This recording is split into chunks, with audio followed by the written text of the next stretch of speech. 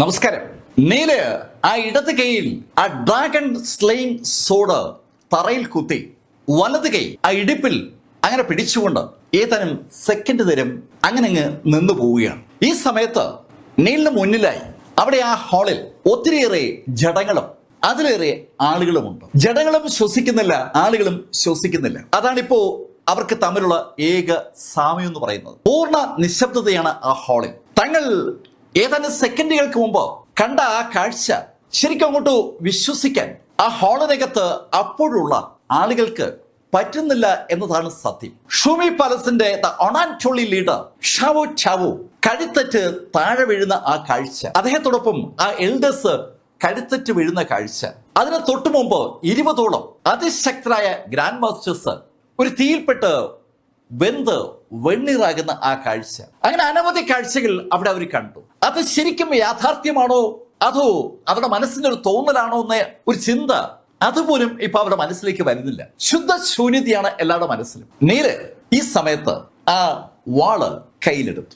ആ വാളിന്റെ അറ്റത്ത് നീലത് തൊട്ടതും നീലിന്റെ കൈ മുറിഞ്ഞ് ചോര ഒലിച്ചു തുടങ്ങി. നീലിന്റെ ബോഡിക്കുള്ളിലെ ട്രൂ എനർജി പൂർണ്ണമായി നഷ്ടമായിരിക്കുന്നു എന്നുള്ളതിന്റെ വ്യക്തമായ സൂചന നീലിന് ലഭിക്കുകയാണ്. ഉള്ളിലെ ഇന്റേണൽ എനർജി, ട്രൂ എനർജി അല്പമെങ്കിലും ബാലൻസ് ഉണ്ടായിരുന്നെങ്കിൽ കൈ മുറിയില്ലായിരുന്നു. അത് മനസ്സിലാക്കിയ നീല് അവസാനത്തെ അടവിലേക്ക് കടക്കുകയാണ്. അല്പനേരം അങ്ങനെ നിന്നപ്പോ നീലിന് തികച്ചൊരു ആശ്വാസം അനുഭവപ്പെടുന്നുണ്ട്. നീല് ആ വാൾ ഉയർത്തി ആ മുന്നിൽ കിടന്ന ആളുകളെ നേരെ ഒന്ന് ചൂണ്ടിയിട്ട് അവരോട് പറഞ്ഞു, ഇനി ആർക്കാ എന്നെ തൊടേണ്ടത്? അതൊരു ചോദ്യമാണ്. നീലിന്റെ ആ ചോദ്യത്തിന് ഒരു ഉത്തരവും പറയാനാവാതെ ശരിക്കും ആ എൻറ്റയർ ഓഡിയൻസും നീലിനെ തന്നെ അങ്ങനെ നോക്കി നിൽക്കുമ്പോൾ നീല് ആ വാള് അവർക്ക് നേരെ ചൂണ്ടിക്കൊണ്ട് ഒരു കാര്യം കൂടി പറഞ്ഞു, ഇന്നു മുതൽ ഷൂമി പാലസ് ഇല്ല.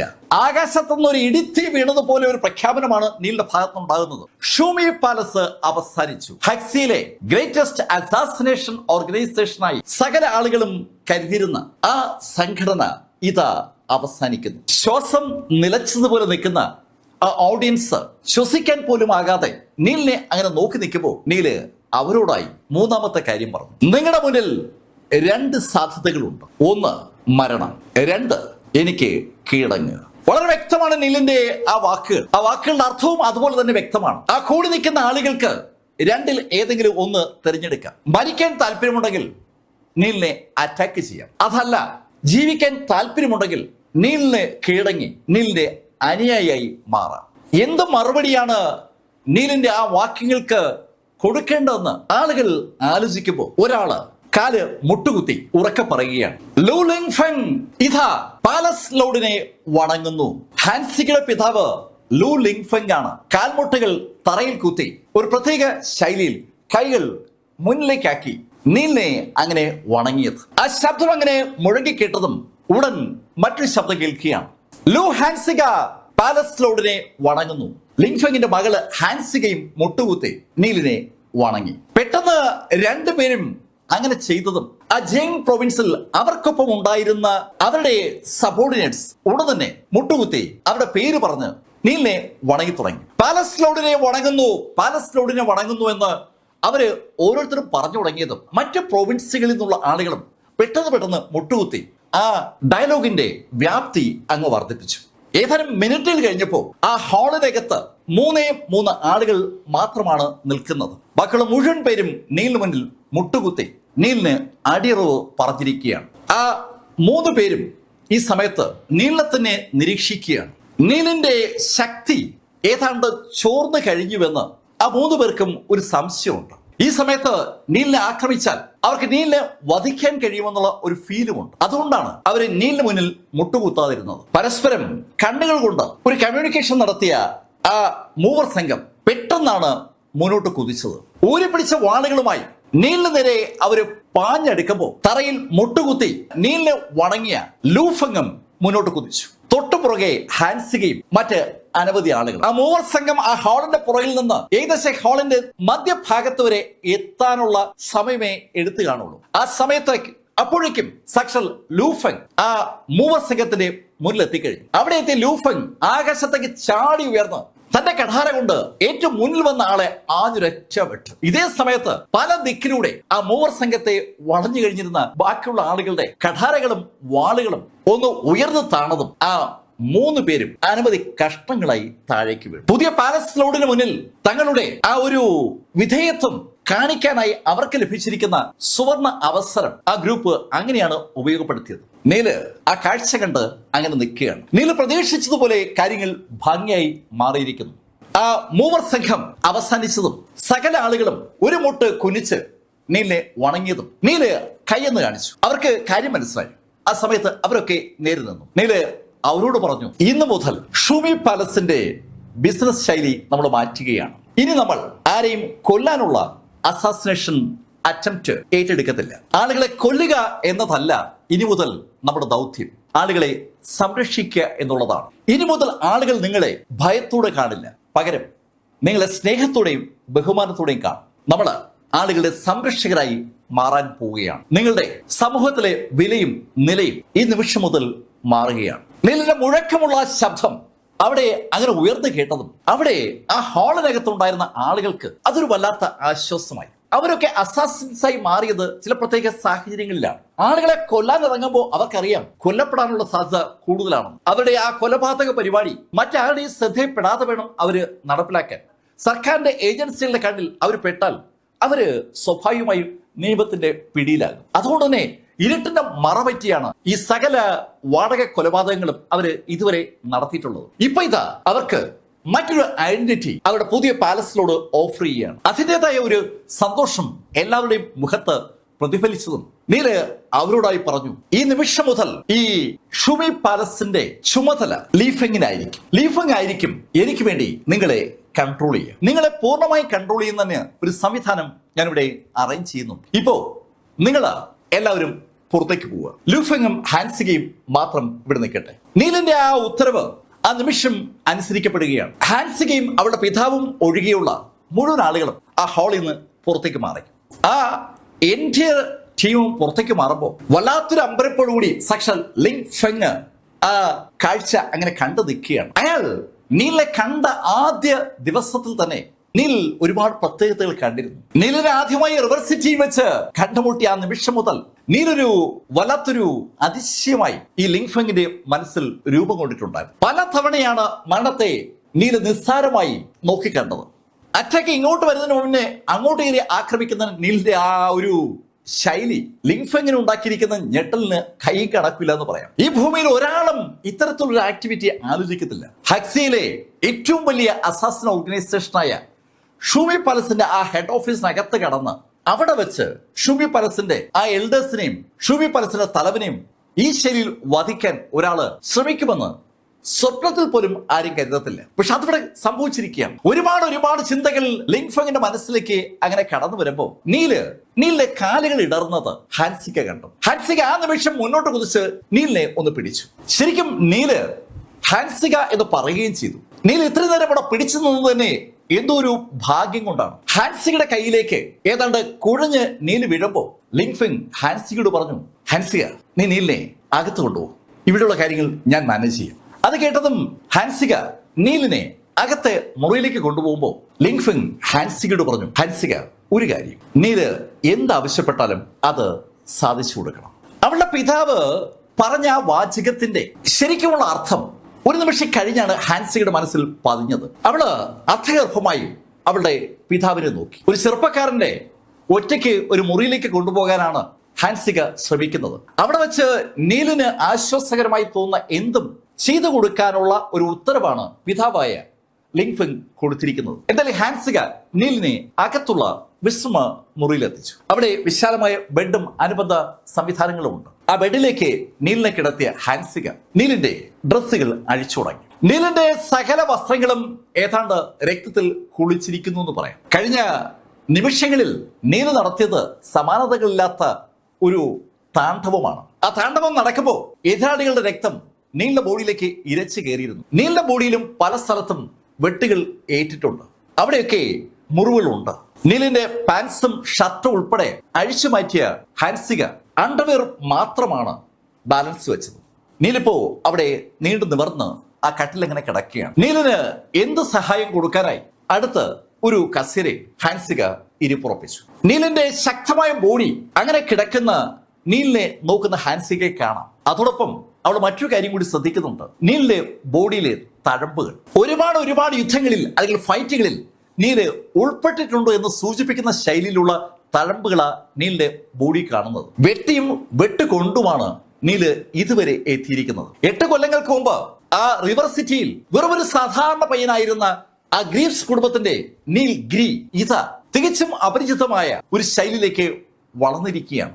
ഒരുപാട് ചിന്തകൾ ഹാൻസികയുടെ മനസ്സിലൂടെ കടന്നു പോകുന്നുണ്ട്. ഈ ഭൂമിയിൽ ഒരാൾക്കും അനുഭവിക്കേണ്ടി വന്നിട്ടില്ലാത്ത അത്രയും ബുദ്ധിമുട്ട് നീല് അനുഭവിച്ചു കാണാനുള്ള സർവ്വ സാധ്യതയും അവള് നീലിന്റെ ആ ബോഡി നോക്കുമ്പോൾ കാണുന്നുണ്ട്. ഇഷ്ടംപോലെ പരിക്കുണ്ട് നീലിന്റെ ബോഡിയിൽ. നീല് ശരിക്കും മരണത്തെ മുഖാമുഖം കണ്ട അനവധി സന്ദർഭങ്ങൾ ഉണ്ടായിട്ടുണ്ടാകാനുള്ള സർവ്വ സാധ്യതയും ഹാൻസിക കാണുകയാണ്. ശരിക്കും തന്റെ മുന്നിൽ കിടക്കുന്ന ആ മനുഷ്യൻ ഒരു വല്ലാത്ത പ്രഹേളികയായി ഹാൻസികയ്ക്ക് അനുഭവപ്പെടുന്നു എന്ന് പറയാം. എന്നാൽ ഹാൻസിക നീലിന്റെ അടുത്ത് തന്നെ എങ്ങനെ ഇരുന്നു. ഏകദേശം ഒരു 6-7 മണിക്കൂർ കഴിഞ്ഞപ്പോഴാണ് നീല് കണ്ണു തുറക്കുന്നത്. നീലിന്റെ ബോഡിക്ക് ആ ഇന്റേണൽ എനർജി തിരിച്ചു കിട്ടാൻ വിശ്രമം മാത്രം മതി. നഷ്ടപ്പെട്ടു പോയ ആ ട്രൂ എനർജി തിരികെ ബോഡിയിലേക്ക് പതുക്കെ ഊറി വരേണ്ടതുണ്ട്. നീല് കണ്ണു തുറന്നപ്പോ നീല് ഹാൻസികയെ കണ്ടു. തന്റെ ദേഹത്ത് വേറെ വസ്ത്രങ്ങളില്ല എന്നുള്ള കാര്യവും നീല് ഒറ്റനോട്ടത്തിൽ മനസ്സിലാക്കി. പക്ഷെ അതിനകത്ത് നീലിന് അസ്വാഭാവികതൊന്നും തോന്നിയില്ല. നീല് കട്ടിൽ എണീറ്റ് ഇരിക്കാൻ ശ്രമിച്ചതും ഹാൻസിക നീലിനോട് പറഞ്ഞു, മിസ്റ്റർ ഗ്രീ, ഞാന് ആ വസ്ത്രങ്ങളൊക്കെ രക്തമായതുകൊണ്ട് അങ്ങ് മാറ്റിയതാണ്. ഇറ്റ്സ് ഓക്കെ ഹാൻസിക, എനിക്ക് മനസ്സിലാകും. അങ്ങനെ പറഞ്ഞ നീല് ഹാൻസിക കൊണ്ടുവച്ചിരുന്ന പുതിയ ജോഡി വസ്ത്രമെടുത്ത് ധരിച്ചു. നീലിന്റെ പാകത്തിലുള്ള ഒരു പാൻസും ഷർട്ടുമാണ് അവള് സംഘടിപ്പിച്ചു വെച്ചത്. നീല് അതെടുത്ത് ധരിച്ചിട്ട് അവിടെ ആ തറയിൽ ശമ്പളം പടിഞ്ഞ് അങ്ങനെ ഇരുന്നു. ശമ്പളം പടിഞ്ഞ് ഇരിക്കുന്നതിനിടയിൽ നീല് ഹാൻസികയോട് പറഞ്ഞു, ഹാൻസിക, ഞാന് കൾട്ടിവേറ്റ് ചെയ്യാൻ പോവുകയാണ്, എന്നെ ഒന്ന് ശ്രദ്ധിച്ചോളേ. നീല് പറഞ്ഞ വാചകത്തിന്റെ അർത്ഥം സ്വാഭാവികമായിട്ടും ഹാൻസിക്ക് മനസ്സിലാവും. ഒരാളും നീലിനെ ആ സമയത്ത് ശല്യം ചെയ്യാൻ പാടില്ല. ഒരു തരത്തിലും നീല് ആക്രമിക്കപ്പെടാനും പാടില്ല. കൾട്ടിവേഷനിൽ ഇരിക്കുമ്പോൾ മിക്കവാറും എല്ലാ ശ്രദ്ധയും ആ കൾട്ടിവേഷനിൽ കൊടുക്കുന്ന ഒരാള് ആക്രമിക്കപ്പെട്ടാൽ ചിലപ്പോ അയാള് കൊല്ലപ്പെടാനുള്ള സാധ്യതയുണ്ട്. ഹാൻസിക ഊരിപ്പിടിച്ച വാളുമായി ആ നിമിഷം മുതൽ ആ മുറിയുടെ വാതിലിന്റെ പുറത്ത് അങ്ങനെ നിൽപ്പുടങ്ങി. ഏകദേശം ഒരു 3 മണിക്കൂർ കഴിഞ്ഞപ്പോ നീല് ആ ഇരുന്ന സ്ഥലത്ത് നിന്ന് എണീറ്റു. ഈ സമയം കൊണ്ട് നീലിന്റെ ബോഡിക്കകത്തുണ്ടായിരുന്ന സകല പരിക്കുകളും ഏതാണ്ട് പൂർണ്ണമായും മാറിയെന്ന് പറയാം. എന്നാൽ പൂർണ്ണമായും മാറിയെന്ന് ചോദിച്ചാൽ ഇല്ല. നീലിന്റെ ഡാൻറ്റൈൻ ഭാഗത്ത് ഒരു പരിക്ക് ഏറ്റിട്ടുണ്ട്. നീല് ആ ബേണിംഗ് ഫ്ലെയിം ഉപയോഗിച്ച് ആ കൈപ്പത്തി ആകാശത്ത് താഴേക്ക് അടിച്ച സമയത്ത് നീലിന്റെ ബോഡിയിലെ ഏതാണ്ട് 99% ഇന്റേണൽ എനർജി നീൽ അതിലേക്ക് കൊടുത്തിരുന്നു. ആ ഒരൊറ്റ അടിയിൽ ആ ഹാളിനകത്ത് നീലിനെ എതിർക്കുന്ന മുഴുവൻ ആളുകളും കൊല്ലപ്പെടുമെന്നാണ് നീല് കരുതിയത്. പക്ഷെ നീലിന്റെ പ്രതീക്ഷയ്ക്ക് വിരുദ്ധമായി ആ ടാവോയും ബാക്കിയുള്ള എൽഡേഴ്സും ആ കൈപ്പത്തിയുടെ ഉള്ളിൽ പെട്ടില്ലായിരുന്നു. അവരെ അവസാനിപ്പിക്കാനായി നീല് ആ സ്നാട്ടർ മാസ്റ്റർ നീലിനെ പഠിപ്പിച്ച ആ സോഡ് ടെക്നിക്ക് ഉപയോഗിച്ച് അവസാനം നടത്തിയ ആ സോഡ് സ്ട്രൈക്ക് നീലിനെ ഏതാണ്ട് ഇല്ലാതാക്കി തന്നെ പറയാം. നീലിന്റെ ഡാൻറ്റൈനിൽ ഉണ്ടായിരുന്ന അവസാന തുള്ളി ഊർജം വരെ നീലെടുത്ത് ഉപയോഗിച്ചു. അങ്ങനെ ഉപയോഗിക്കാൻ പാടില്ല. എപ്പോഴും ഒരു നിശ്ചിത അളവ് സ്പിരിച്വൽ എനർജി ഡാൻറ്റൈനിൽ ഉണ്ടാകണം. അതുകൂടി നീലെടുത്ത് ഉപയോഗിച്ചപ്പോഴാണ് നീലിന് ആ ഒറ്റ വെട്ടിന് ആ എൽഡേഴ്സിനെയും കൂടെ ആ ചാവോയും കൊല്ലാൻ പറ്റിയത്. ഇപ്പോ ആ ഡാൻറ്റൈനിൽ ഒരു തകരാറുണ്ട്. അത് ഭേദമാക്കണമെങ്കിൽ നീല് കുറച്ച് പണിയെടുക്കേണ്ടി വരും. ആ ഡാൻറ്റൈൻ തകരാറ് പരിഹരിക്കാനുള്ള മരുന്ന് നീലിന് അറിയാം. അത് ഉണ്ടാക്കാനുള്ള ഇൻഗ്രീഡിയൻസ് നീലിന്റെ കയ്യിലുണ്ട്. പക്ഷെ ഉണ്ടാക്കാൻ കുറച്ച് സമയം വേണം. എന്തായാലും നീലിനിപ്പോ ഒരു ആൽക്കമിസ്റ്റ് ആയതുകൊണ്ട് അങ്ങനെ ഒരു ഗുണമുണ്ട്. നീലിന്റെ ബോഡിയിൽ ഉണ്ടായിരുന്ന സകല പരിക്കുകളും ഇപ്പോ അപ്രത്യക്ഷമായി കഴിഞ്ഞു. ഗ്രാൻഡ് മാസ്റ്റേഴ്സ് ആയാലുള്ള ഗുണം അതാണ്. നീലിപ്പോ ശരിക്കും സ്പിരിച്വൽ എനർജി ട്രാൻസ്ഫോർമേഷൻ സ്റ്റേജിന്റെ 8th ലെവലിലാണ്. 9th ലെവലിൽ കൂടി കഴിഞ്ഞാൽ നീല് കടക്കുന്നത് യൂണിറ്റി ലെവലിലേക്കാണ്. രാക്ഷസ യൂണിറ്റി ലെവലുകാരനാണ്. നീൽ ഇതിനിടയിൽ അനവധി യൂണിറ്റി ലെവലുകാരെ പരാജയപ്പെടുത്തി എന്നുള്ളത് മറ്റൊരു കാര്യം. നീലിന് എപ്പോഴും തന്റെ ശക്തിയേക്കാൾ മുകളിലുള്ള ആളുകളുമായി ഫൈറ്റ് ചെയ്യാനുള്ള ഒരു കപ്പാസിറ്റി ഉണ്ട്. അത് നീലിന്റെ ഒരു ബോഡിയുടെ പ്രത്യേകതയാണ്. നീല് കൾട്ടിവേഷനിൽ നിന്ന് എണീറ്റ് ഫോണ് കയ്യിലെടുത്തു. ഫോൺ കയ്യിലെടുത്ത നീല് ആദ്യം വിളിച്ചത് സാക്ഷാൽ ലിങ്ടനെയാണ്. ഫോൺ കണക്ട് ആയതും ലിങ്ടൺ അതിശയത്തോടെ വിളിച്ചു, ഹൾമാസ്റ്റർ. ഏയ് ലിങ്ടൺ, അവിടെ കാര്യങ്ങളൊക്കെ എങ്ങനെയുണ്ട്? ഹൾമാസ്റ്റർ, സോനയും സിയും ശരിക്കും ആക്റ്റീവായിട്ട് കമ്പനി കാര്യങ്ങളിൽ വ്യാപൃതരായിരിക്കുകയാണ്. സിയുടെ കുടുംബ ബിസിനസ്സിൽ ഇപ്പോൾ ആക്റ്റീവാണ്. സിക്ക് ശരിക്കും ഒരു ബിസിനസ് കൾച്ചർ ഉണ്ട്. അത് അവൾ ഈ നീലിന്റെ കമ്പനിയിലും അതുപോലെ സിയുടെ പേഴ്സണൽ കമ്പനിയിലും ഒക്കെ നേരത്തെ തന്നെ കാണിച്ചതാണ്. അത് കേട്ടതും നീല് പറഞ്ഞു, ഓക്കെ ലിങ്ക്ഡൻ, ഇവിടെ ഈ ക്യാപിറ്റൽ നിങ്ങളുടെ ഒരു ആവശ്യമുണ്ട്. ഇവിടെ ഒരു സ്ഥാപനം ഏറ്റെടുത്ത് അതിനെ മോണിറ്റർ ചെയ്ത് കൊണ്ടുപോകാൻ എനിക്ക് നിങ്ങളുടെ ആവശ്യമുണ്ട്. ഹാൾമാസ്റ്റർ, ഏത് സ്ഥാപനമാണ്? ലിങ്ക്ഡൻ ഈ ഷൂമി പാലസ് എന്ന് കേട്ടിട്ടില്ലേ, അതിനെയാണ് നിയന്ത്രിക്കേണ്ടത്. ഷൂമി പാലസ് എന്ന് കേട്ടപ്പോൾ ശരിക്കും ലിങ്ക്ഡൻ ആകെ ഞെട്ടിപ്പോവുകയാണ്. ഷൂമി പാലസ് ഈ മാർഷൽ ആർട്സ് ഡിപ്പാർട്ട്മെന്റ് പോലെ തന്നെ അവരെല്ലാവരും അറിയുന്ന ഒരു വലിയ സിസ്റ്റമാണ്. ആ ഷൂമി പാലസിനെ ഏറ്റെടുക്കണമെന്നാണ് ഹാൾമാസ്റ്റർ ഇതാ ലിങ്ക്ഡൻ ഗിരിയോട് ആവശ്യപ്പെടുന്നത്. ലിങ്ക്ഡൻ പെട്ടെന്ന് ഒരു നിമിഷം സ്തംഭിച്ചു എന്ന് പറയാം. ലിങ്ക്ഡൻ അമ്പരപ്പോടെ നീലോട് ചോദിച്ചു, ഹാൾമാസ്റ്റർ, ഷൂമി പാലസ്? ഷൂമി പാലസ് ഇപ്പോ എന്റെ നിയന്ത്രണത്തിലാണ്. അത് ഞാൻ ലിങ്ക്ഡനെ ഏൽപ്പിക്കാൻ പോവുകയാണ്. എത്രയും പെട്ടെന്ന് ലിങ്ക്ഡൻ നമ്മുടെ ആളുകളുമായി ഇങ്ങി വരണം. പിന്നെ സോനയും സിയും നോക്കാനായിട്ട് രാക്ഷസിയും ഷിയാൻമെങ്ങൊക്കെ ഉണ്ടല്ലോ. ഡ്രാഗൺ സോളിനോടും ഞാൻ അവർക്ക് പ്രൊട്ടക്ഷൻ കൊടുക്കാൻ പറയാം. നിങ്ങൾ ഡാർക്ക് ഹാളുകാർ ഉടൻ തന്നെ ഇവിടേക്ക് എത്തുക. ഡാർക്ക് ഹാളിനായിരിക്കും ഇനി ഷൂമി പാലസിന്റെ നിയന്ത്രണം. അങ്ങനെ പറഞ്ഞ് നീല് ഫോൺ കട്ട് ചെയ്തിട്ട് ഹാൻസിയുടെ അടുത്ത് വന്നു. ഹാൻസികയും കൊണ്ട് പുറത്തേക്ക് നടക്കുമ്പോൾ അവിടെ ഹാൻസിയുടെ പിതാവുണ്ട്. അദ്ദേഹത്തെ കൂടെ നിർത്തിക്കൊണ്ട് നീല് അദ്ദേഹത്തോട് പറഞ്ഞു, ലിങ്ക്ഫെങ്, ഞാൻ ഡാർക്ക് ഹാളിലെ ലിങ്ക്ഡനോട് ഇവിടേക്ക് വരാൻ ആവശ്യപ്പെട്ടിട്ടുണ്ട്. ലിങ്ക്ഡൻ ആയിരിക്കും ഈ ഷൂമി പാലസിന്റെ കാര്യങ്ങൾ നിയന്ത്രിക്കുക. അദ്ദേഹത്തോടൊപ്പം നിങ്ങൾ ഉണ്ടാകണം. ശരിക്കും നിങ്ങൾ രണ്ടുപേരും ചേർന്ന് ഈ ഷൂമി പാലസിനെ നിയന്ത്രിക്കുകയാണെന്ന് പറയാം. നീലിന്റെ ആള് ലിങ്ക്ഡൻ ആണ്, ഷൂമി പാലസിന്റെ ആള് സ്വാഭാവികമായിട്ടും ലിങ്ക്ഫെങ് ആണ്. അവർ രണ്ടും കൂടി ചേരുമ്പോൾ കാര്യങ്ങളൊക്കെ ഭംഗിയായി നടക്കും. ഡാർക്ക് ഹാളിലെ ആളുകൾ ഉടനെ ഇവിടെ എത്തും. നമ്മള് ഷൂമി പാലസിന്റെ ഇതുവരെയുള്ള ശൈലിയും രീതികളൊക്കെ മാറ്റുകയാണ്. അങ്ങനെ പറഞ്ഞിട്ട് നീല് അവിടെ നിന്ന് പുറത്തേക്ക് ഇറങ്ങി. നീലിനെ പുറത്തേക്ക് കൊണ്ടുവിടാനായിട്ട് ഹാൻസികയും അതുപോലെ ലിങ്ക്ഫെങ്ങും കൂടെ ഇറങ്ങിയപ്പോ നീല് അവരെ തടുത്തു. വേണ്ട വേണ്ട, ഞാൻ ഒറ്റയ്ക്ക് പോവാം. അങ്ങനെ പറഞ്ഞുകൊണ്ട് നീല് വാച്ചിൽ നോക്കിയപ്പോ സമയം ഏകദേശം രാത്രി 10 മണി ആകാറായിരിക്കുകയാണ്. ഇനി ഏതാനും മണിക്കൂർ കഴിയുമ്പോൾ അവിടെ ആ ഗോസ്റ്റ് പ്രിസൺ തുറക്കും. ആ ഒരു ധാരണ നീലിനുള്ളത് കൊണ്ടാണ് ആ ഗോസ്റ്റ് പ്രിസന്റെ സമയത്തേക്ക് ഹാൻസികയോ അതുപോലെ ലിങ്ക്ഫെങ്ങിനെയോ കൊണ്ടുപോകുന്നത് ശരിയാകില്ല എന്ന് നീലിന് അറിയാം. അവിടെ എന്താണ് കാത്തിരിക്കുന്നതെന്ന് നീലിന് പോലും കൃത്യമായിട്ട് അറിയത്തില്ല. നീല് ആ ഷൂമി പാലസിന്റെ കോമ്പൗണ്ടിൽ നിന്ന് ആ പ്രധാന റോഡിലൂടെ തന്നെ പുറത്തേക്ക് ഇറങ്ങി. അവിടെ മെയിൻ ഗേറ്റ് വഴി ആ സ്ഥാപനവുമായി കണക്ഷൻ ഉള്ള ആൾക്കാർക്ക് മാത്രമേ ഇറങ്ങാൻ പറ്റൂ. നീല് പുറത്തിറങ്ങുമ്പോൾ അവിടെ റോഡ് സൈഡിൽ ആ മേബാക്ക് കിടക്കുകയാണ്. ഡോക്ടർ ചേംബർലിന്റെ ആ മേബാക്ക്. നീലിനെ കണ്ടതും ചേംബർലിൻ ഡോർ തുറന്ന് പുറത്തിറങ്ങി. ശരിക്കും ചേംബർലിൻ അവിടെ നിന്ന് നീലിനടുത്തേക്ക് പറന്ന് എത്തിയെന്ന് പറയാം. ഒരു വല്ലാത്ത ഓട്ടമായിരുന്നു ചേംബർലിൻ കാഴ്ചവെച്ചത്. ചേംബർലിന്റെ മുഖത്ത് ഭയങ്കര സന്തോഷം. ശരിക്കും നീലിനെ ഫോളോ ചെയ്ത് ചേംബർലിൻ അവിടെ എത്തിയതാണ്. അകത്തേക്ക് കിടക്കാൻ മാർഗമില്ലാത്തതുകൊണ്ട് ചേംബർലിൻ ആ കാറിൽ തന്നെ ഇരിക്കുകയായിരുന്നു. എത്രയോ മണിക്കൂറുകളായി ചേംബർലിൻ അകത്തിരിപ്പുണ്ട്. ആ ഷൂമി പാലസിനകത്തേക്ക് അതിക്രമിച്ച് കയറിയ ഒരാളും ജീവനോടെ ഇതിനു മുമ്പ് പുറത്ത് വന്നിട്ടില്ല. അങ്ങനെ ഒരു സാഹസത്തിന് ആരും തുനിയാറില്ല. തുനിഞ്ഞവരാരും പുറത്ത് വന്നിട്ടില്ല. അക്കാര്യം ചേംബർലിന് അറിയാം. ഇപ്പൊ ഇത് ആ ചരിത്രം മാറി മറിയുകയാണ്. അവിടെ ആ ഷൂമി പാലസിനകത്തേക്ക് കടന്ന സാക്ഷാൽ നീൽഗിരി ഇതാ പുറത്തു വരികയാണ്. നീലിന്റെ പുറത്താണെങ്കിൽ പരിക്കുകളേയില്ല. വിശ്വസിക്കാനാവാത്ത ആ കാഴ്ച വല്ലാത്തൊരു അമ്പരപ്പോടെ ചേംബർലിൻ അങ്ങനെ നോക്കുമ്പോ നീല് ചേംബർലിനോട് ചോദിച്ചു, എന്താ അല്ല മിസ് ഗ്രീ, നിങ്ങള് അകത്ത് ഷൂമി പാലസിലെ ആളുകളെ കണ്ടില്ലേ? അതൊക്കെ കണ്ടു. അവരൊന്നും ഇപ്പൊ ഇല്ല. വളരെ കൂളായിട്ടുള്ള ഒരു മറുപടിയാണ് നീലിന്റെ ഭാഗത്തു നിന്നുണ്ടായത്. അങ്ങനെ നീല് പറയുമ്പോ ചേംബർലിൻ നിന്ന സ്ഥലത്ത് അങ്ങനെ സ്തംഭിച്ച് നിൽക്കുന്ന കണ്ടതും നീല് ചേംബർലിന്റെ ഷോൾഡർ തട്ടിട്ട് ചേംബർലിനോട് ചോദിച്ചു, എന്താ സ്തംഭിച്ചിരിക്കുന്നത്? ഇനി മുതൽ ഈ ഷൂമി പാലസ് നമ്മുടെ നിയന്ത്രണത്തിലാണ്. കേട്ട കാര്യം വിശ്വസിക്കണോ വേണ്ടിയോ എന്നറിയാതെ ചേംബർലിൻ അമ്പരം നിൽക്കുമ്പോ നീല് ഒരു കാര്യം കൂടെ ചോദിച്ചു, ചേംബർലിൻ, എപ്പോഴാ ഗോസ്റ്റ് പുസ്തകം തുറക്കുന്നത്?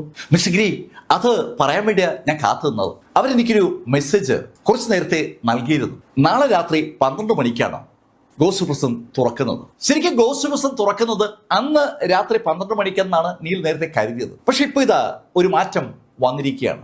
നാളെ രാത്രി 12 മണി. നീല് ചേംബർലിനൊപ്പം കാറിലേക്ക് കയറി കാറ് മൂവി തുടങ്ങിയതും നീലിന്റെ ഫോണിലേക്ക് ഒരു കോള് വന്നു. ആ നമ്പർ നീല് സേവ് ചെയ്തിട്ടുള്ള നമ്പറാണ്. വിയങ്ങിന്റെ മാധവ് സെറീനയുടെ നമ്പറാണ് അതിനകത്ത് തെളിഞ്ഞു കാണുന്നത്. ഫോൺ എടുക്കണോ വേണ്ടിയോ എന്ന് ഒരു നിമിഷം ഒന്ന് ആലോചിച്ചിട്ട് നീല് ആ ഫോൺ അറ്റൻഡ് ചെയ്തു. എന്താ പ്രൊഫസർ ഗിരി, മാസ്റ്റർ, ഈ രാത്രിയിൽ ഞാൻ വിളിച്ചതിൽ എന്നോട് ക്ഷമിക്കണം.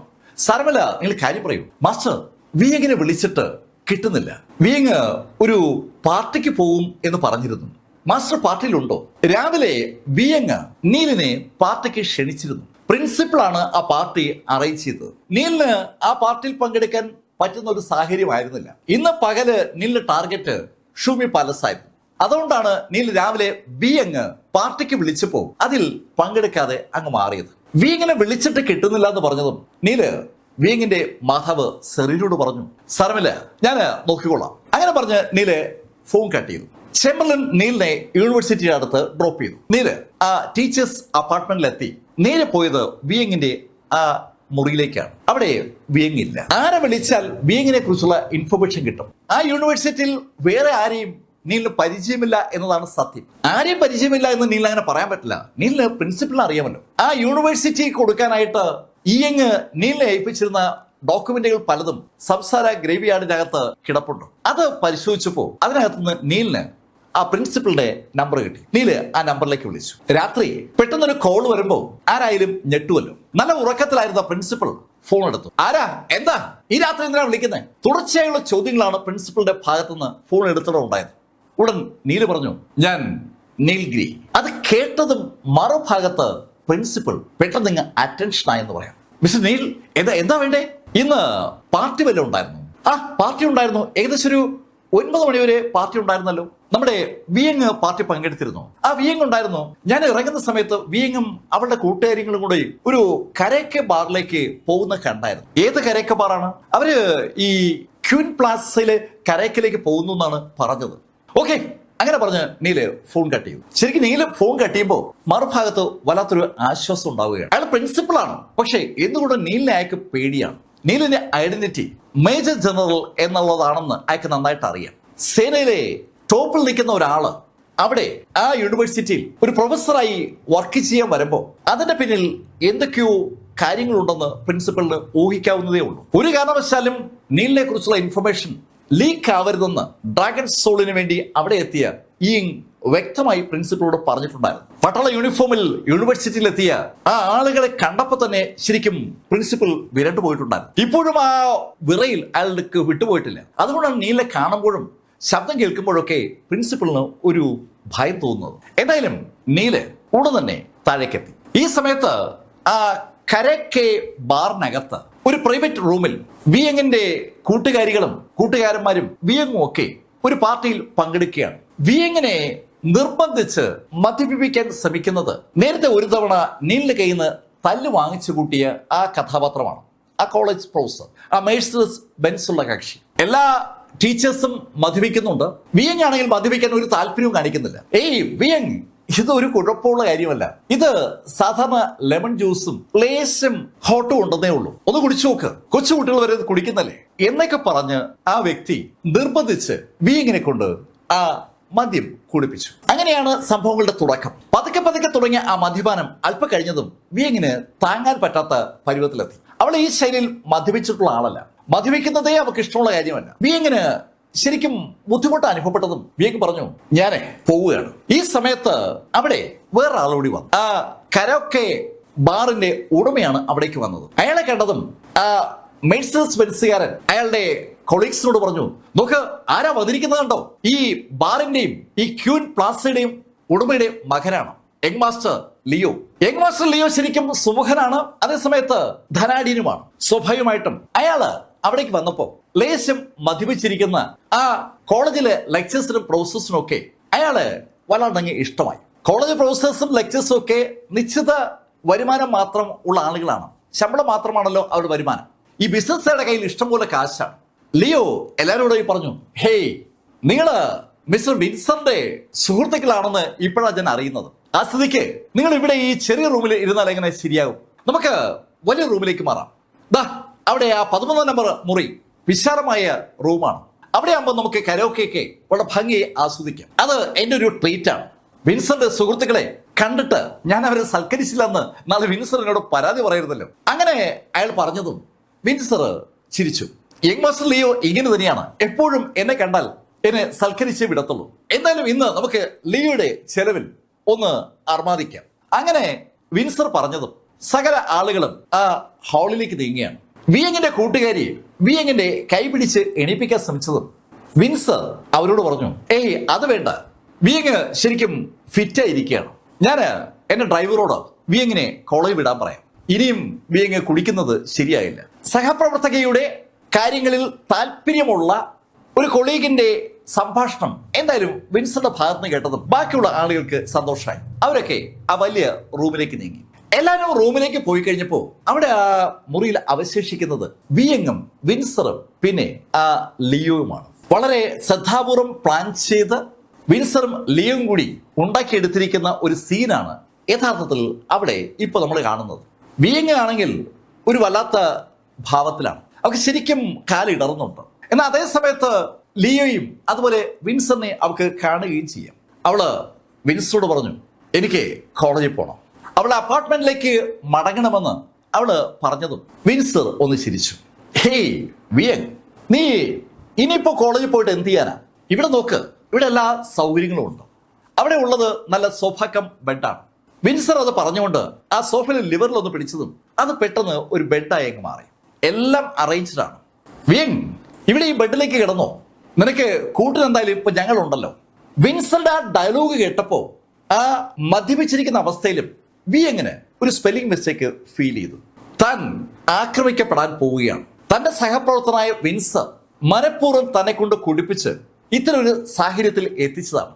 കാര്യങ്ങൾ അതിനിടയിലും വിയങ്ങിന് മനസ്സിലാകുന്നുണ്ട്. ഈ സമയത്ത് ലിയോ വിൻസറോട് പറഞ്ഞു, എന്തായാലും വിൻസർ, നിന്റെ കൂട്ടുകാരി കൊള്ളാം, അതിസുന്ദരിയാണ് വിയങ്. ശരിക്കും ഈ ക്യാപിറ്റൽ സിറ്റി യൂണിവേഴ്സിറ്റിയിലെ കുട്ടികളും അതുപോലെ അധ്യാപകരും ഉൾപ്പെടെ എല്ലാവരും പല ഭാവത്തിൽ നോക്കിക്കാണുന്ന ഒരു കഥാപാത്രമാണ് വിയങ്. വിയങ്ങിന്റെ സൗന്ദര്യം തന്നെയാണ് അവളെ നോക്കാൻ ആളുകളെ പ്രേരിപ്പിക്കുക. അതിസുന്ദരിയായ ആ വിയങ്ങിനെ ഈ വിൻസർ നോട്ടമിട്ടിട്ട് കാലം ഒരുപാടായി. വിൻസറുടെ മനസ്സ് വായിച്ചറിഞ്ഞ വിയങ് വിൻസറോട് പറഞ്ഞു, വിൻസർ, നീ എന്താ കാണിക്കുന്നതെന്നറിയാവോ? അങ്ങനെ പറഞ്ഞുകൊണ്ട് വിയങ് എണീക്കാൻ പോയതും വിൻസർ വിയങ്ങിനെ ഒന്ന് തള്ളി. അവളൊരു ശബ്ദത്തോടെ ആ കിടക്കി വന്നു വീണു. ആ സമയത്ത് അവളുടെ അടുത്തേക്ക് ലിയോ നടന്നെടുത്തു. ലിയോ തന്റെ നേരെ നടന്നടിക്കുന്ന കണ്ടതും ആ സോഫയിലേക്ക് വീണിരുന്ന വിയങ് കൈ പുറകിലോട്ടൊന്ന് ചലിപ്പിച്ചതും അവളുടെ കയ്യിൽ അവിടെ ഇരുന്ന ഫ്ലവർ വേസ് പെടുകയാണ്. അവൾ ആ ഫ്ലവർ വേസ് എടുത്ത് ഒരു അടി. ശരിക്കും ആ അടി തൊട്ടു മുന്നിലെത്തിയ ലിയോയുടെ നെറ്റി തന്നെ പതിച്ചു. ഒറ്റ അടിയിൽ ലിയോയുടെ നെറ്റി പൊട്ടുകയും ചെയ്തു. ആ അടി ലിയോയുടെ അടുത്തേക്ക് വരുമ്പോൾ ലിയോ ഒന്ന് ഒഴിഞ്ഞത് കൊണ്ടാണ് അതിശക്തമായ ആ അടി ലേശം തട്ടിയും കടന്നുപോയത്. പക്ഷെ പൊട്ടി രക്തം വരികയും ചെയ്യുന്നുണ്ട്. ആ കാഴ്ച കണ്ടതും വിൻസറുടെ കൺട്രോൾ പോയി. ഏയ് വിയങ്, നീ വലിയ ശീലാവതി ഒന്നും ചമയണ്ട. ഞാൻ കണ്ടതാണ് ആ നീലുമായിട്ട് നീ എന്തൊക്കെ ചെയ്യുന്നെന്നും. നേരത്തെ ഒരു തവണ വിയങ്ങിന്റെ ആ മുറിയിലേക്ക് വിൻസർ ചെന്നപ്പോ ഷർട്ടിടാത്ത നീലിനെ അയാൾ അവിടെ കണ്ടിരുന്നു. അർദ്ധരാത്രിയിൽ ഷർട്ടിടാത്ത ചെറുപ്പക്കാരനെയും ഏതാണ്ട് സമാന സ്വഭാവത്തിൽ വസ്ത്രം ധരിച്ച ഒരു ചെറുപ്പക്കാരിയും ഒരു ബെഡ്റൂമിൽ കാണുമ്പോൾ സ്വാഭാവികമായും മറ്റുള്ളവർക്ക് തോന്നുന്ന അതേ തോന്നലൊക്കെ അന്ന് വിൻസറിനും തോന്നിയിരുന്നു. പക്ഷെ ആ തോന്നൽ അയാൾ വിളിച്ചു പറഞ്ഞപ്പോൾ നീളുടെ കയ്യിൽ നിന്ന് അയാൾ തല്ല് വാങ്ങുകയും ചെയ്തു. ആ തല്ലിന്റെ ക്ഷീണം അയാളുടെ ബോഡിയിൽ നിന്ന് ഒന്ന് മാറി വരുന്നേ ഉള്ളൂ. ആ തല്ല് അയാൾ വല്ലാത്തൊരു പക ഉണ്ടാക്കിയിട്ടുണ്ട്. ആ പക തീർക്കാനായിട്ടാണ് യഥാർത്ഥത്തിൽ വിയങ്ങിനെ അയാൾ ഈ കെണിയിൽ പെടുത്തിയിരിക്കുന്നത്. വിയങ് ശരിക്കും പെട്ടതുപോലെയായി. അവള് ഒരു പരുവത്തിൽ ആ സോഫയിൽ നിന്ന് എണീറ്റു. ഈ സമയത്ത് അവിടെ ആ മുറിയുടെ പുറത്ത് നിൽക്കുന്ന സെക്യൂരിറ്റി ഗാർഡുകളോടായി ലിയോ പറഞ്ഞു, ആര് വന്നാലും അവരെങ്ങ് തീർത്തേക്ക്, ഒരാളെയും അകത്തേക്ക് കടത്തിവിടരുത്. അങ്ങനെ പറഞ്ഞിട്ട് ലിയോയും വിൻസറും വിയങ്ങിനെ നോക്കുമ്പോൾ വിൻസർ വിയങ്ങിനോട് പറഞ്ഞു, ഹേയ് വിയങ്, ഞാൻ പറഞ്ഞല്ലോ നിനക്ക് നീലുമായി ആകാമെങ്കിൽ ഞങ്ങളുമായും ആകാം. നീ വലിയ പുണ്യം വളർത്തി ഒന്നും ചമഞ്ഞ് ഞങ്ങളുടെ മുന്നിൽ അങ്ങനെ നടിക്കുന്നു വേണ്ട. അങ്ങനെ പറഞ്ഞുകൊണ്ട് അയാള് വിയങ്ങിന്റെ കാലിൽ ഒന്ന് പിടിച്ചതും ഒരു ശബ്ദം അവിടെ കേൾക്കുകയാണ്. പുറത്ത് കാവൽ നിന്നിരുന്ന ആ രണ്ട് സെക്യൂരിറ്റി ഗാർഡുകളും വാതിൽ തകർത്ത് അകത്തേക്ക് വീഴുന്ന ഒരു ശബ്ദമാണ് അവർ കേട്ടത്. ഗ്ലാസ് കൊണ്ടുള്ള ആ ഡോറ് തകർന്ന് ആ രണ്ട് സെക്യൂരിറ്റി ഗാർഡുകൾ താഴെ വീണിരിക്കുകയാണ്. രണ്ടുപേർക്കും കാര്യമായി പരിക്കുണ്ട്. തകർന്ന വാതിലിനപ്പുറത്ത് ഒരു ചെറുപ്പക്കാരൻ നിൽക്കുകയാണ്. ആ ചെറുപ്പക്കാരനെ കണ്ടതും വിൻസറുടെ ശരീരത്തിലുണ്ടായിരുന്ന ആ ആൽക്കഹോളൊക്കെ ആ നിമിഷം അങ്ങ് ആവിയായി എന്ന് പറയാം. അവിടെ നിൽക്കുന്നത് സാക്ഷാൽ നീൽഗിരിയാണ്. നീൽഗിരി അകത്തുള്ള കാഴ്ച കണ്ടു. ആ രണ്ട് സെക്യൂരിറ്റി ഗാർഡുകളും അങ്ങനെ വീണപ്പോൾ ശരിക്കും ലിയോയും വിൻസറും സ്തംഭിച്ച് ആ കാഴ്ചയിലേക്ക് അങ്ങനെ നോക്കുമ്പോൾ ആ സോഫയിൽ നിന്ന് എണീറ്റ് വിയൻ അവർക്ക് ഇടയിലൂടെ ഓടി നീലിന്റെ അടുത്തെത്തി. നീലിന്റെ അടുത്തേക്ക് ഓടിയെത്തി അവളെ നീല് ഒരു കൈ കൊണ്ട് ചേർത്ത് പിടിച്ചു. നീല് അവളെ ചേർത്ത് പിടിക്കുമ്പോൾ നീലിന്റെ ബോഡിയിൽ നിന്ന് ഒരു എനർജി അവളുടെ ബോഡിയിലേക്ക് നീല് സാവധാനം ഒന്ന് പാസ് ചെയ്യുന്നുണ്ട്. അവളുടെ ആ ബോഡിയുടെ ആ ഒരു ആട്ടം അത് ആ എനർജി അവസാനിപ്പിക്കുമെന്ന് നീലിനറിയാം. ഏതാണ്ട് സെക്കൻഡ് നേരം ശരിക്കും വിയങ് നീലിനെ കെട്ടിപ്പിടിച്ചങ്ങനെ നിന്ന് പോവുകയാണ്. അവൾ നീലിനെ കണ്ടപ്പോ വല്ലാത്തൊരു ആശ്വാസം ഉണ്ടായിരുന്നു. അതുകൊണ്ടാണ് അവൾ ഓടി വന്ന് നീലിനെ കെട്ടിപ്പിടിച്ചത്. നീൽ അവളെ ചേർത്ത് നിർത്തിയിട്ട് ശരീരത്തിലേക്ക് ആ സ്പിരിച്വൽ എനർജി പതുക്കെ ചാനലൈസ് ചെയ്ത് അവളെ ഒന്ന് നോർമൽ ആക്കിയതും നീൽ അവളോട് പറഞ്ഞു, ഏയ് വിയങ്, നീ അമ്മയെന്ന് വിളിക്കുക. അമ്മ വിളിച്ചു പറഞ്ഞതുകൊണ്ടാണ് ഞാൻ അറിഞ്ഞത്. അത് കേട്ടതും വിയങ് അവളുടെ ഫോണുമായി ആ കോറിഡോറിന്റെ അറ്റത്തേക്ക് നടന്നു. അവൾ ആ കോറിഡോറിന്റെ അറ്റത്ത് എത്തുന്നവരെ നീല് ഒന്നും മിണ്ടാതെ അകത്തേക്ക് അങ്ങനെ നോക്കി നിൽക്കുകയാണ്. ഈ സമയത്താണ് അകത്ത് ലിയോയും അതുപോലെ വിൻസറും സ്വബോധത്തിലേക്ക് മടങ്ങി വരുന്നത്. ലിയോ ആണ് ആദ്യം സംസാരിച്ചത്. ഹേ, ആരാ നീ? എന്തായി കാണിക്കുന്നത്? അയാൾ അങ്ങനെ ചോദിച്ചതും നീല് കൈയൊന്ന് ചലിപ്പിച്ചതും ആ ഡോറിന്റെ പൊട്ടിയ ചില്ലുകൾ പതുക്കെ തറയിന്ന് മുകളിലേക്ക് അങ്ങനെ പൊങ്ങി തുടങ്ങി. അമ്പരപ്പിക്കുന്ന ഒരു മാജിക് ഷോ ലിയോയുടെയും വിൻസറിന്റെ മുന്നിൽ പെട്ടെന്ന് ഇതാ ഉണ്ടാകുകയാണ്. തറയിന്ന് പൊങ്ങിയ ആ ചില്ലുകൾ അന്തരീക്ഷത്തിൽ അങ്ങനെ അങ്ങ് നിൽക്കുകയാണ്, താഴേക്ക് വീഴാതെ. ആകാശത്ത് അങ്ങനെ ചില്ല് നിൽക്കുന്ന ഒരു കാഴ്ച അവരവരുടെ ജീവിതത്തിൽ ആദ്യമായി കാണുന്നത്. അതിൻ്റെതായ ഒരു അന്താളിപ്പ് ആ രണ്ടു പേർക്കും ഉണ്ട്. അമ്പരന്ന് അവരങ്ങനെ നിൽക്കുമ്പോൾ വിൻസർ നെയിലിനോട് പറഞ്ഞു, നെയിൽ, ഇതൊന്നും എന്റെ ചെയ്തിയല്ല, ഇതൊക്കെ ഇവൻ ചെയ്തതാണ്. സകല പ്രശ്നങ്ങളുടെയും കാരണക്കാരൻ ആ നിൽക്കുന്ന ലിയോ ആണെന്ന് പറഞ്ഞ് അവിടുന്ന് എങ്ങനെയും രക്ഷപ്പെടുക എന്നൊരൊറ്റ ഉദ്ദേശമാണ് ആ സമയത്ത് വിൻസർക്കുള്ളത്. പക്ഷെ അത് കേട്ടതും നീല് ഒന്ന് ചിരിച്ചു.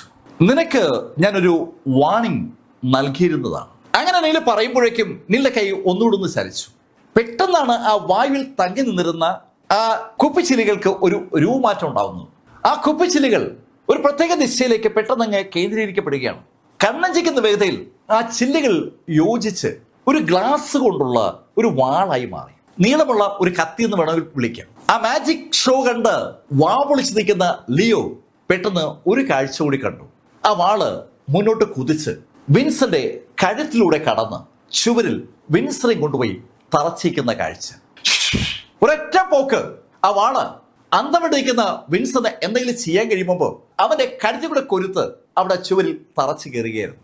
ലിയോ ആ കാഴ്ച കണ്ട് ശരിക്കും ഞെട്ടിത്തരിച്ച് വാ പൊളിച്ച് ആ ചുവരിലേക്കും അതുപോലെ നീലിനെയും നോക്കുമ്പോൾ നീല് കൈയൊന്നനക്കി. കൈയൊന്നനക്കിയതും നീലിന്റെ കൈക്ക് ചുറ്റുമായി ഒരു കാറ്റ് രൂപം കൊള്ളുകയാണ്. ശക്തമായ കാറ്റ് പെട്ടെന്ന് ലിയോക്ക് നേരെ ഒന്ന് തിരിഞ്ഞു. എന്താണ് സംഭവിക്കുന്നതെന്ന് ലിയോക്ക് മനസ്സിലാക്കുമ്പോൾ ആ കാറ്റ് വളരെ ഷാർപ്പായിട്ടുള്ള ഒരു ബ്ലേഡായി മാറി. അതിവേഗത്തിൽ ആ കാറ്റ് ലിയോയുടെ കഴുത്തിലൂടെ അങ്ങ് കടന്നുപോയി. അവൻ എന്തെങ്കിലും ചെയ്യാൻ കഴിയുമ്പോൾ അവൻ കഴുത്തറ്റ് താഴെ വീണു. ആ രണ്ട് സെക്യൂരിറ്റി ഗാർഡുകളും അതുപോലെ ലിയോയും വിൻസറും അവിടെ ഡെഡ് ബോഡികളായി മാറുമ്പോൾ ആ കോറിഡോറിന്റെ അറ്റത്ത് അവളുടെ അമ്മയോട് സംസാരിച്ചുകൊണ്ടിരിക്കുകയാണ് വിയങ്ങിനെ നോക്കിയിട്ട് നീൽ ഉടൻ തന്നെ ഇയങ്ങിനെ വിളിച്ചു. ഡ്രാഗൺ സോളിലെ ഇയങ്ങിനോട് ആ ക്യൂൻസ് പ്ലാസയിലെ ആ പ്രൈവറ്റ് റൂമിൽ ചെയ്യേണ്ട കാര്യങ്ങളൊക്കെ പറഞ്ഞ് ഏൽപ്പിച്ചതിന് ശേഷം നീല് വിയങ്ങിന്റെ അടുത്തേക്ക് നടന്നു. ആ കോറിഡോറിന്റെ അറ്റത്താണ് വിയങ്ങ് നിൽക്കുന്നത്. അവളുടെ അമ്മയോട് സംസാരിച്ച് തീർന്നതും നീല് അവളുടെ അടുത്തെത്തി. ഹേയ്, അവളോട് സംസാരിച്ചോ? ഓ, ഞാൻ പറഞ്ഞു. അമ്മ എന്നോട് കാര്യങ്ങളൊക്കെ പറഞ്ഞു. എന്നെ വിളിച്ചിട്ട് കിട്ടാഞ്ഞിട്ട് നീലിനെ വിളിച്ചെന്ന് അമ്മ പറഞ്ഞു. അവരെ ഞാനൊന്ന് ഉപദേശിച്ചിട്ടുണ്ട്. ഇനി എന്തായാലും അവർ നിന്നെ ശല്യം ചെയ്യില്ല. അപ്പൊ അവരിനി പ്രശ്നം ഉണ്ടാക്കില്ലേ? എന്ത് പ്രശ്നം ഉണ്ടാക്കാൻ? അവരെ ആ ശൈലിയില് ഞാനൊന്ന് വിരട്ടിയിരിക്കുന്നു. നീലിന് അടിയും തടയൊക്കെ അറിയാവുന്ന ഇപ്പോ വിയങ്ങിനെ അറിയാം. അവളുടെ അമ്മയെ ആക്രമിച്ച വ്യക്തിയെ നീൽ അടിച്ചിരുന്നത് വിയങ് കണ്ടിട്ടുണ്ട്. വിയങ് ആ ശൈലിയിൽ നേരത്തെ ആ വിൻസറെ ഒന്ന് വിരട്ടിയതും വിയങ്ങിന്റെ മുന്നിൽ വെച്ചാണ്. അതുകൊണ്ട് തന്നെ നീല് പറഞ്ഞാൽ ഇനി വിൻസർ അവളെ ശല്യം ചെയ്യില്ല. അത് ഉറപ്പായതും അവൾക്ക് വല്ലാത്ത സന്തോഷമായി. വിയങ്ങിനെ കൊണ്ട് നീല് ആ കോറിഡോറിൽ നിന്ന് ആ കോറിഡോറിന്റെ അറ്റത്തുള്ള സ്റ്റെപ്പ് വഴി താഴെ ഇറങ്ങി. തിരിച്ചു നടന്നാൽ സ്വാഭാവികമായിട്ട് ആ മുറിയിലെ രംഗം വിയങ്ങിന്റെ ശ്രദ്ധയപ്പെടും. അത് ഒഴിവാക്കാനായിട്ടാണ് ആ കോറിഡോറിന്റെ അറ്റത്തുള്ള സ്റ്റെപ്പ് വഴി നീല് താഴേക്ക് ഇറങ്ങിയത്. വിയങ്ങുമായി നീല് ആ ടീച്ചേഴ്സ് അപ്പാർട്ട്മെന്റിലേക്ക് മടങ്ങിയെത്തി. ടീച്ചേഴ്സ് അപ്പാർട്ട്മെന്റിൽ മടങ്ങിയെത്തിയ നീല് വിയങ്ങിനെ അവളുടെ മുറിയിലാക്കിയിട്ട് നീലിന്റെ മുറിയിലെത്തി. അവിടെ വന്ന് ആ കോൾഡ്രൻ പുറത്തെടുത്ത നീല് അതിനകത്തേക്ക് സംസാര ഗ്രേവിയാർഡിനകത്ത് നീല് സൂക്ഷിച്ചിരിക്കുന്ന ഇൻഗ്രീഡിയൻസ് ഒക്കെ പതുക്കെ എടുത്ത് ഈ ഡാൻറ്റെയിൻ ക്ലിയർ ചെയ്യുന്ന ഡാൻറ്റെയിന്റെ ഡാമേജ് മാറ്റുന്ന ഒരു പില്ല് ഉണ്ടാക്കി തുടങ്ങി. പണ്ട് നീല് ആ പില്ലുണ്ടാക്കാൻ പലതവണ ശ്രമിച്ചിട്ടുണ്ട്. അതൊന്നും വിജയിച്ചിട്ടില്ല. ഇപ്പൊ വീണ്ടും ഒരു ശ്രമം നടത്തുകയാണ്. ആ ശ്രമം നടത്തി ഏതാണ്ട് വിജയിക്കാറായതും ആ പില്ലങ്ങ് പൊളിഞ്ഞു. അങ്ങനെ 1-2 തവണ ആയപ്പോ നീല് ഒരു ശബ്ദം കേട്ടു. ഹേയ്, ഡാൻറ്റൈൻ തകരാറ് നന്നാക്കാൻ പില്ല് മാത്രമല്ല ഉപയോഗപ്പെടുക. ആ മുറിയിൽ പെട്ടെന്ന് ഒരു ശബ്ദം കേട്ടപ്പോ നീല് വല്ലാത്തൊരു അമ്പരപ്പോടെ ചുറ്റും നോക്കുകയാണ്. ആ മുറിയിൽ ആരുമില്ല. ആ മുറിയിൽ ആരെയും കാണാതെ വന്നതും നീല് പെട്ടെന്ന് സംസാര ഗ്രേവി യാർഡിനെ കുറിച്ച് ആലോചിക്കുകയും ആ സംസാര ഗ്രേവി യാർഡിനകത്തേക്ക് കടക്കുകയും ചെയ്തു. അവിടെ നീല് തികച്ചും അമ്പരപ്പിക്കുന്ന ഒരു രംഗം കാണുകയാണ്. ആ പീറ്റർ കാൻഹായിയുടെ കല്ലറ തുറന്നിരിക്കുന്ന കാഴ്ചയാണ് നീല് കാണുന്നത്. മാന്ത്രിക രക്ഷകൾ ഉണ്ടാക്കുന്ന ആളെന്ന് ആ കല്ലറയുടെ പുറത്ത് നേരത്തെ എഴുതപ്പെട്ടിരുന്നത് നീല് കണ്ടിട്ടുള്ളതാണ്. ആ കല്ലറ തുറന്നു കിടക്കുകയാണ്. അതിനകത്തുനിന്ന് ഒരു ചുവന്ന പ്രകാശം ആകാശത്തേക്ക് ഇങ്ങനെ ഉയർന്നു നിൽക്കുകയാണ്. അങ്ങ് മുകളിൽ ആകാശത്തായി നീല് ആ കാഴ്ച കണ്ടു. ഒരു മനുഷ്യൻ അവിടെ ആ സംസാര ഗ്രേവിയാർഡിന്റെ ആകാശത്തിന് മുകളിൽ അങ്ങനെ അങ്ങ് നിൽക്കുകയാണ്. ആകാശത്ത് 2 കൈയും പുറകിൽ കെട്ടി ആ മനുഷ്യൻ താഴെ ഇങ്ങനെ വീക്ഷിച്ചുകൊണ്ട് നിൽക്കുന്ന കാഴ്ച കണ്ട നീല് താഴെ നിന്ന് ആ ആളോട് ചോദിച്ചു, സീനിയർ, നിങ്ങൾ ഇങ്ങനെ ഇറങ്ങിയാൽ ഒരു ആവശ്യം വരുമ്പോൾ എനിക്ക് ഉപയോഗപ്പെടാതാവില്ലേ? നീലിന്റെ ആ ചോദ്യം കേട്ടതും ആ ആകാശത്തുണ്ടായിരുന്ന മനുഷ്യൻ നേരെ താഴെ എത്തി. അയാള് നീലിനെ ഒന്ന് സൂക്ഷിച്ചു നോക്കിയിട്ട് നീലിനോട് പറഞ്ഞു, സംസാര ഗ്രേവിയാർഡിന്റെ ഓണറാണ് നീ എന്ന് എനിക്ക് മനസ്സിലായി. പക്ഷെ നീ ചോദിച്ച ആ ചോദ്യമുണ്ടല്ലോ, ഞാൻ പെട്ടെന്നങ്ങ് ഇല്ലാതായി പോകുമെന്നുള്ള നിന്റെ ആ പേടിക്കണ്ട, കുറച്ച് ദിവസങ്ങൾ ഞാൻ കാണും. അത് കേട്ടപ്പോഴാണ് നീലിന് ആശ്വാസമായത്. പിറ്റേ ദിവസം രാത്രിയാണ് നീലിന് യഥാർത്ഥത്തിൽ ഈ പീറ്റർ കാൻഹായിയുടെ ആവശ്യമുള്ളത്. പീറ്റർ കാൻഹായിയോ അല്ലെങ്കിൽ ആ തെനാലിയോ ആരെങ്കിലും നീലിനെ സഹായിക്കണം. കാരണം നീല് പോകുന്നത് ആ ഗോസ്റ്റ് പ്രിസണിലേക്കാണ്. ഗോസ്റ്റ് പ്രിസൺ അവിടെ ആ യൂണിവേഴ്സിറ്റിയിൽ എവിടെയോ രഹസ്യമായി നിർമ്മിച്ചിരിക്കുകയാണ്. അത് എവിടെയാണെന്ന് നീലിന് അറിയില്ല. പക്ഷേ ആ ഗോസ്റ്റ് പ്രിസൺ അങ്ങനെ രഹസ്യമായി നിർമ്മിക്കാൻ കഴിഞ്ഞ ആളുകൾക്ക് വല്ലാത്തൊരു പവറുണ്ട്. അത് നീലിന് ഉറപ്പാണ്. അവരെ നേരിടാൻ പോകുമ്പോൾ തനിക്ക് ശക്തി കൂടിയേ തീരും. എന്തായാലും ഇപ്പോ കാൻഹായി പറഞ്ഞ വാക്ക് നീലൊരു ആശ്വാസമായി. കുറച്ചു ദിവസം കാൻഹായി നീലിനൊപ്പം കാണും. കാൻഹായി നീലിനെ ഒന്ന് സൂക്ഷിച്ചു നോക്കിയിട്ട് നീലിനോട് പറഞ്ഞു, ഹേയ് ശിഷ്യ, നിന്റെ ഡാൻറ്റൈൻ തകരാറിലാണെന്ന് എനിക്ക് മനസ്സിലായി. ഡാൻറ്റൈൻ നന്നാക്കാനായിട്ട് നീ മരുന്നുണ്ടാക്കുന്നത് കണ്ടതുകൊണ്ടാണ് ഞാൻ പുറത്തേക്ക് വന്നത്. ഡാൻറ്റൈൻ സ്പിരിച്വൽ എനർജിയുമായി കണക്റ്റഡ് ആണ്. സ്പിരിച്വൽ പില്ലുകൾ ഡാൻറ്റൈൻ നന്നാക്കാൻ സഹായകരവുമാണ്. പക്ഷേ സ്പിരിച്വൽ എനർജി ഈ പിൽസിൽ മാത്രമല്ല ഉള്ളത്. സ്പിരിച്വൽ എനർജി വേറെ രീതിയിലും നമുക്ക് സംഘടിപ്പിക്കാൻ പറ്റും. പീറ്റർ കാൻഹായി പറയുന്ന ആ കാര്യങ്ങൾ കേട്ട് നീലിന് വല്ലാത്തൊരു അതിശയം. സീനിയർ, അങ്ങ് പറഞ്ഞു വരുന്നത്? ഏയ് ശിഷ്യ, നീ എന്നെ സീനിയർ എന്ന് വിളിക്കണ്ട, മാസ്റ്റർ തന്നെ വിളിച്ചു. അത് കേട്ടതും നീല് ബഹുമാനപൂർവ്വം അത് തന്നെ പറഞ്ഞു, മാസ്റ്റർ അങ്ങ് എന്താ പറയുന്നത്? ഏയ് ശിഷ്യ, ഇവിടെ സ്പിരിച്വൽ എനർജി ഉപയോഗിച്ച് ചില രക്ഷകൾ ഉണ്ടാക്കാൻ പറ്റും. സ്പിരിച്വൽ എനർജി നമ്മൾ ആയുധങ്ങളിലേക്ക് കടത്തില്ലേ, അതുപോലെ സ്പിരിച്വൽ എനർജി രക്ഷകളിലേക്ക് കടത്താൻ പറ്റും. ഞാൻ സ്പിരിച്വൽ എനർജി രക്ഷകൾ എങ്ങനെ ഉണ്ടാക്കുമെന്ന് നിന്നെ പഠിപ്പിക്കുകയാണ്. അങ്ങനെ പറഞ്ഞോട്ട് കാൻഹായി കൈ ഒന്ന് നീട്ടിയതും അദ്ദേഹത്തിന്റെ വിരലിലൂടെ അതിവേഗം ആ ചുവന്ന പ്രകാശം നീലിന്റെ നെറ്റിൽ വന്ന് പതിച്ചു. ആ പ്രകാശം നെറ്റിൽ പതിച്ചതും നീലിന് പലതരം ഇൻഫർമേഷൻ നീലിന്റെ ഉള്ളിലേക്ക് വരികയാണ്. നീൽ, സ്പിരിച്വൽ രക്ഷകൾ ഉണ്ടാക്കാനുള്ള അറിവാണ് നിന്നിലേക്ക് ഞാൻ സന്നിവേശിപ്പിച്ചിരിക്കുന്നത്. നീ ആ അറിവ് ഉപയോഗിച്ച് നിന്റെ ഡാൻറ്റൈൻ ശരിയാക്കാനുള്ള ഒരു രക്ഷ ഒന്ന് ഉണ്ടാക്കി നോക്ക്. ഡാൻറ്റൈൻ നന്നാക്കാനുള്ള സ്പിരിച്വൽ രക്ഷ എങ്ങനെ ഉണ്ടാക്കാമെന്ന് നീലിന് കാൻഹായി നൽകിയിരിക്കുന്ന ആ അറിവുകൾക്കുള്ളിലുണ്ട്. നീല് ആ അറിവുകളിലൂടെ കടന്നുപോയപ്പോൾ അത് കൃത്യമായി നീല് കാണുകയും ചെയ്തു. നീല് കാൻഹായിയുടെ ആ ലെസണിലൂടെ 1-2 തവണ പൂർണ്ണമായി കടന്നുപോയതിനു ശേഷം അതിവേഗതയിൽ കൈയൊന്ന് ചലിപ്പിച്ചതും നീലിന്റെ കൈക്ക് ചുറ്റുമായി പ്രകാശം കേന്ദ്രീകരിക്കപ്പെടുകയാണ്. ആ പ്രകാശം നീലിന് മുന്നിൽ ഒരു വൃത്താകൃതിയിൽ വന്നതും കാൻഹായി തന്റെ കൈയൊന്ന് അനക്കി. കാൻഹായിയുടെ കയ്യിൽ നിന്ന് ആ നിമിഷത്തിൽ ഒരു നീലപ്രകാശം ആ വൃത്തത്തിന്റെ ഉള്ളിലേക്ക് വന്നു. ആ നീലപ്രകാശം ആ വൃത്തവുമായി അങ്ങനെ കൂടിക്കലർന്നതും അത് പെട്ടെന്ന് ഒരു ചെറിയ രക്ഷ പോലെ അങ്ങ് മാറി.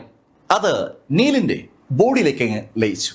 ബോഡിയിലേക്ക് ആ രക്ഷ വന്ന് ലയിച്ചതും നീലിന്റെ ആ ഡാൻറ്റൈനിൽ ഉണ്ടായിരുന്ന പരിക്കുകൾ നഗ്നനേത്രങ്ങൾ കൊണ്ട് വിസിബിൾ ആകുന്ന ശൈലിയിൽ ഭേദമാകുന്നത് നീലിന് ഫീൽ ചെയ്തു തുടങ്ങി. നീല് പഠിച്ച പടി 18 നേരത്തെ നോക്കിയതാണ് ആ ഡാൻറ്റൈൻ തകരാറ് പരിഹരിക്കാനുള്ള മരുന്നുണ്ടാക്കാനായിട്ട്. പലതവണ നീല് ശ്രമിച്ചിട്ടും വിജയിക്കാതെ വന്നപ്പോഴാണ് ഇതാ സിമ്പിളായിട്ട് അതേ ഡാൻറ്റൈനെ തികച്ചും അമ്പരപ്പിക്കുന്ന ഒരു മാന്ത്രിക പ്രക്രിയ വഴി പീറ്റർ കാൻഹായി നീലിനെ പരിഹരിക്കാൻ പഠിപ്പിച്ചിരിക്കുന്നത്. നീല് വല്ലാത്തൊരു അതിശയത്തോടെ കൈകൾ കൂപ്പി കാൻഹായോട് പറഞ്ഞു, മാസ്റ്റർ, ഇത് ശരിക്കും അതിശയമായിരിക്കുന്നു. ഹേയ് നീൽ, ഇതിനകത്ത് അതിശയിക്കാനൊന്നുമില്ല. എൻ്റെ കയ്യിൽ ഇനി ഒരുപാട് ശേഖരമുണ്ട്. പക്ഷേ നീ ഉടൻ ബ്രേക്ക് ത്രൂ നടത്തണം. എനിക്കറിയാം നാളെ നീ ഗോസ്റ്റ് പ്രിസണിലേക്ക് കടക്കാൻ പോവുകയാണ്. ഗോസ്റ്റ് പ്രിസണിലേക്ക് കടക്കും മുമ്പ് നിന്റെ പവർ കൂടണം. നീൽ യഥാർത്ഥത്തിൽ ബ്രേക്ക് റൂമിന് ശ്രമിച്ച സമയത്താണ് ആ ഷൂമി പാലസിലെ അസാസിൻ നീലിന്റെ അടുത്തേക്ക് വന്നതും ആ ബ്രേക്ക് ത്രൂ പൊളിഞ്ഞതും. നീല് കാൻഹായി പറഞ്ഞ അനുസരിച്ച് ഉടനെ കൾട്ടിവേഷനിലേക്ക് കടന്നു. നീല് സംസാര ഗ്രേവി യാർഡിനകത്തുനിന്ന് പുറത്തെത്തി ചമ്രം പടിഞ്ഞിരുന്ന് ആ കൾട്ടിവേഷൻ ആരംഭിക്കുകയാണ്. ഇപ്പോ നീലിന്റെ ഡാൻറ്റൈൻ പോയിന്റിലേക്ക് ഇഷ്ടംപോലെ സ്പിരിച്വൽ എനർജി വന്ന് നിറഞ്ഞിട്ടുണ്ട്. ആ എനർജി ബോഡി മുഴുവൻ സർക്കുലേറ്റ് ചെയ്തുകൊണ്ട് നീല് ആ എനർജി ട്രാൻസ്ഫോർമേഷന്റെ 8th ലെവലിൽ നിന്ന് 9th ലെവലിലേക്ക് കടക്കാനുള്ള പരിശ്രമത്തിലാണ്. നീല് ഈ കുള്ളൻ മലനിരകളിലായിരുന്നപ്പോൾ നീല് സോൾ ഓപ്പണിംഗ് ലെവലിലായിരുന്നു. സോൾ ഓപ്പണിംഗിന്റെ ലെവൽ 2ലും 3ലും ഒക്കെ ആയിട്ട് നീല് തട്ടി നിൽക്കുമ്പോഴാണ് നീല് അവിടെ നിന്ന് ഈ ഹക്സിയിലേക്ക് വരുന്നത്. ഹക്സിയിൽ സ്പിരിച്വൽ എനർജി വളരെ കുറച്ചേ ഉണ്ടാവും. അക്കാര്യം നീല് കുള്ളൻ മലനിരകളിൽ നിന്ന് ഹക്സിയിലേക്ക് കടക്കുമ്പോൾ നീൽ അറിയാവുന്ന കാര്യമാണ്. പക്ഷെ നീലിന്റെ ഗുരുനാഥൻ നീലിനോട് ഒരു കാര്യം പറഞ്ഞിരുന്നു. ഹക്സിയിൽ നീലിന് ലഭിക്കുന്ന ഓപ്പർച്യൂണിറ്റി നീലിന്റെ കൾട്ടിവേഷൻ ലെവല് വർദ്ധിപ്പിക്കുമെന്ന്. അന്ന് മാസ്റ്റർ പറഞ്ഞതിന്റെ അർത്ഥം നീൽ ഇപ്പോഴാണ് മനസ്സിലാവുന്നത്. നീല് ആ കുള്ളൻ മലനിരകളിൽ നിന്ന് ഇവിടെ ഈ ഹക്സിയിൽ എത്തിയിട്ട് ഇപ്പൊ ഏകദേശം 1 വർഷം ആകുന്നതേ ഉള്ളൂ. ഈ 1 വർഷം കൊണ്ട് നീല് ആ സോൾ ഓപ്പണിംഗ് ലെവല് കഴിഞ്ഞ് ഇതാ ട്രൂ എനർജി ട്രാൻസ്ഫോർമേഷൻ ലെവലിന്റെ 8th ലെവലിന്റെ പാരമ്യത്തിൽ എത്തിയിരിക്കുകയാണ്. ബ്രേക്ക് ചെയ്താൽ 9th ആണ്. 9th ബ്രേക്ക് ചെയ്താൽ നീല് കടക്കുന്നത് യൂണിറ്റിയിലേക്കാണ്. യൂണിറ്റി ലെവലിൽ എത്തിക്കഴിഞ്ഞാൽ ഈ ഡാൻറ്റീനിൽ വന്നു നിറയുന്ന സ്പിരിച്വൽ എനർജിയുടെ അളവ് ഒരുപാട് അങ്ങ് കൂടും. ഒരു കിണറിനകത്തുള്ള വെള്ളത്തിന്റെ അത്രയും അളവാണ് സോൾ ഓപ്പണിംഗ് സമയത്ത് ഒരാളിൽ സ്പിരിച്വൽ എനർജിയായി ഉണ്ടാവുക.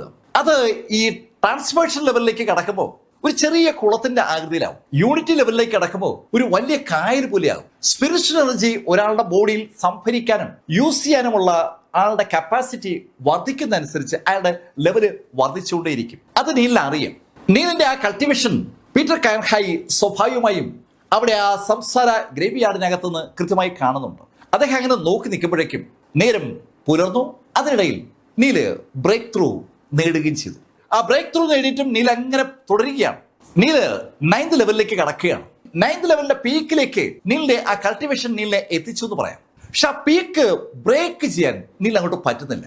യൂണിറ്റി ലെവലിലേക്ക് ഇങ്ങനെ ബ്രേക്ക് ചെയ്ത് കയറാൻ എന്തോ ഒരു തടസ്സം നീൽ അനുഭവപ്പെടുന്നുണ്ട്. ആ തടസ്സം അതിജീവിക്കാൻ പറ്റിയാൽ നീല് യൂണിറ്റിയിലേക്ക് കടക്കും. യൂണിറ്റി ലെവലിലേക്ക് കടന്നാൽ നീലിന് ശേഖരിക്കാൻ കഴിയുന്ന സ്പിരിച്വൽ എനർജിയുടെ അളവ് വൻതോതിൽ വർദ്ധിക്കും. അവിടെ ആ ഷൂമി പാലസിൽ വെച്ച് സംഭവിച്ചതുപോലെ സ്പിരിച്വൽ എനർജി നഷ്ടമായി താൻ അപകടത്തിൽപ്പെടുന്ന ഒരു സാഹചര്യം പിന്നീട് ഉണ്ടാവില്ല. അല്ലെങ്കിൽ നീല് പഠിച്ച പല കാര്യങ്ങളും നീൽ ചെയ്യാൻ പറ്റാതെ വരും. ആ ബേണിംഗ് ഫ്ലെയിം ഹാൻഡ് നീലിനെ സംബന്ധിച്ചിടത്തോളം വല്ലാത്തൊരു അസറ്റാണ്. ആ അസറ്റ് ഉപയോഗിച്ച് നീൽ ഒരുപാട് ആളുകളെ ഒന്നിച്ച് കൊല്ലാൻ പറ്റും. പക്ഷെ ആ സമയത്ത് നീലിന്റെ ബോഡിയിലുള്ള സ്പിരിച്വൽ എനർജി വൻതോതിൽ കത്തിക്കേണ്ടി വരും. അങ്ങനെ കത്തിക്കുമ്പോൾ അത് സ്വാഭാവികമായും സ്പിരിച്വൽ എനർജി ഇല്ലാത്ത ഒരു സാഹചര്യം നീലിന്റെ ബോഡിയിൽ ഉണ്ടാക്കും. തിരിച്ച് അത്രയും സ്പിരിച്വൽ എനർജി നീലിന് മടങ്ങി വരാൻ ഒരു 5-6 മണിക്കൂറെങ്കിലും വേണ്ടി വരും. അത് അപകടകരമാണ്. അതുകൊണ്ട് നിവർത്തിയില്ലാത്ത സാഹചര്യത്തിൽ മാത്രമേ ആ ബേണിംഗ് ഫ്ലെയിം നീൽ ഉപയോഗിക്കാൻ പറ്റും. പക്ഷെ ഇഷ്ടംപോലെ സ്പിരിച്വൽ എനർജി നീലിന് ലഭ്യമാകുന്ന ഒരു ഘട്ടം വന്നാൽ പിന്നെ ആ ബേണിംഗ് ഫ്ലെയിം നീലിന്റെ വല്ലാത്തൊരു ആയുധമാവും. എത്ര ആളുകൾ വേണമെങ്കിലും ആ ഫ്ലെയിമിൽ കൊല്ലാൻ പറ്റും. അതേപോലെ തന്നെയാണ് ആ സ്ലാട്ടർ മാസ്റ്റർ നീല പഠിപ്പിച്ചിരിക്കുന്ന ആ സോഡ് സ്ലാഷുകൾ. സ്ലാഷ് നമ്പർ 1, 2, 3 എന്ന് 3 സ്ലാഷുകളാണ് നീലിനെ പഠിപ്പിച്ചിരിക്കുന്നത്. ഒന്ന് ഹെവൻ സ്പ്ലിറ്റിംഗ് സ്ലാഷ് ആണ്. ആകാശ താഴേക്ക് പാഞ്ഞു വരുന്ന ആ വാളുകൊണ്ടുള്ള ആ പ്രഹരം കാണുന്ന ആരും സ്വർഗത്തിൽ നിന്ന് ആ ഒരു വാളുപയോഗിച്ച് ഭൂമിയെ പിളർക്കുകയാണെന്ന് തോന്നും.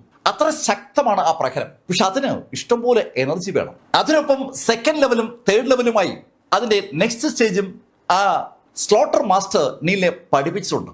അത് ഉപയോഗിക്കാനുള്ള ഒരു അവസരവും നീലിന് വന്നിട്ടില്ല എന്ന് മാത്രം. ബ്രേക്ക് ത്രൂ നടയി യൂണിറ്റ് ലെവലിലേക്ക് കടന്നാൽ നീലിന് ചിലപ്പോൾ അത് പറ്റിയേക്കും. നീല് അങ്ങനെ ആലോചിച്ചുകൊണ്ട് ആ ബ്രേക്ക് ത്രൂവിന് വേണ്ടി അങ്ങനെ ശ്രമിച്ചുകൊണ്ടിരിക്കുകയാണ്. പക്ഷെ എത്ര ശ്രമിച്ചിട്ടും അങ്ങോട്ട് പറ്റുന്നില്ല. അവസാനം നീല് സ്റ്റോപ്പ് ചെയ്തു. നീല് സ്റ്റോപ്പ് ചെയ്യുമ്പോൾ വാതിലില് മുട്ടുന്ന ശബ്ദം കേട്ടു. ആ ശബ്ദം കേൾക്കുമ്പോഴേ നീലിന് അറിയാം അത് ആരാണെന്ന്. നീല് വാതിൽ തുറക്കുമ്പോൾ ക്ലാസ് കഴിഞ്ഞ് വന്ന വേഷത്തിൽ സാക്ഷാൽ വി എങ്ങനെ കാണുകയാണ്. പ്രൊഫസർ, ഞാൻ രാവിലെ പ്രൊഫസർ വിളിക്കാത്തതാണ്. ഞാൻ ബ്രേക്ക്ഫാസ്റ്റ് ഉണ്ടാക്കി വെച്ചിരിക്കുകയാണ്, ഇപ്പൊ കൊണ്ടുവരാം. നീല് മറുപടി പറയാൻ ശ്രമിക്കുന്നതിന് മുമ്പ് തന്നെ വിയങ് അവളുടെ മുറിയിലേക്ക് കടന്നു കഴിഞ്ഞു. കുറച്ച് സമയം കഴിഞ്ഞപ്പോൾ നീലിന് ആവശ്യമായ ബ്രേക്ക്ഫാസ്റ്റുമായി അവൾ എത്തി. നീലിന്റെ കാര്യങ്ങൾ നോക്കാൻ വിയങ്ങിന് വല്ലാത്തൊരു ഉത്സാഹമുണ്ട്. എന്തായാലും വിശന്നിരിക്കുന്ന ആ സമയത്ത് നീലിന് ആ ബ്രേക്ക്ഫാസ്റ്റ് വല്ലാതെ ഇഷ്ടമായി. പ്രൊഫസർ, അങ്ങ് ഇന്നലെ ശരിക്കും എന്നെ രക്ഷിച്ചില്ലായിരുന്നെങ്കിൽ എന്ത് സംഭവിക്കുമെന്നതിനെ കുറിച്ച് ഞാൻ പിന്നീട് ആലോചിക്കുമ്പോൾ എനിക്ക് വളരെ പേടിയുണ്ട്. പിന്നെ ഇന്ന് ആ വിൻസർ പേടിച്ചിട്ടാണെന്ന് അറിയില്ല, ഇവിടെ ഒന്നും കണ്ടിട്ടില്ല.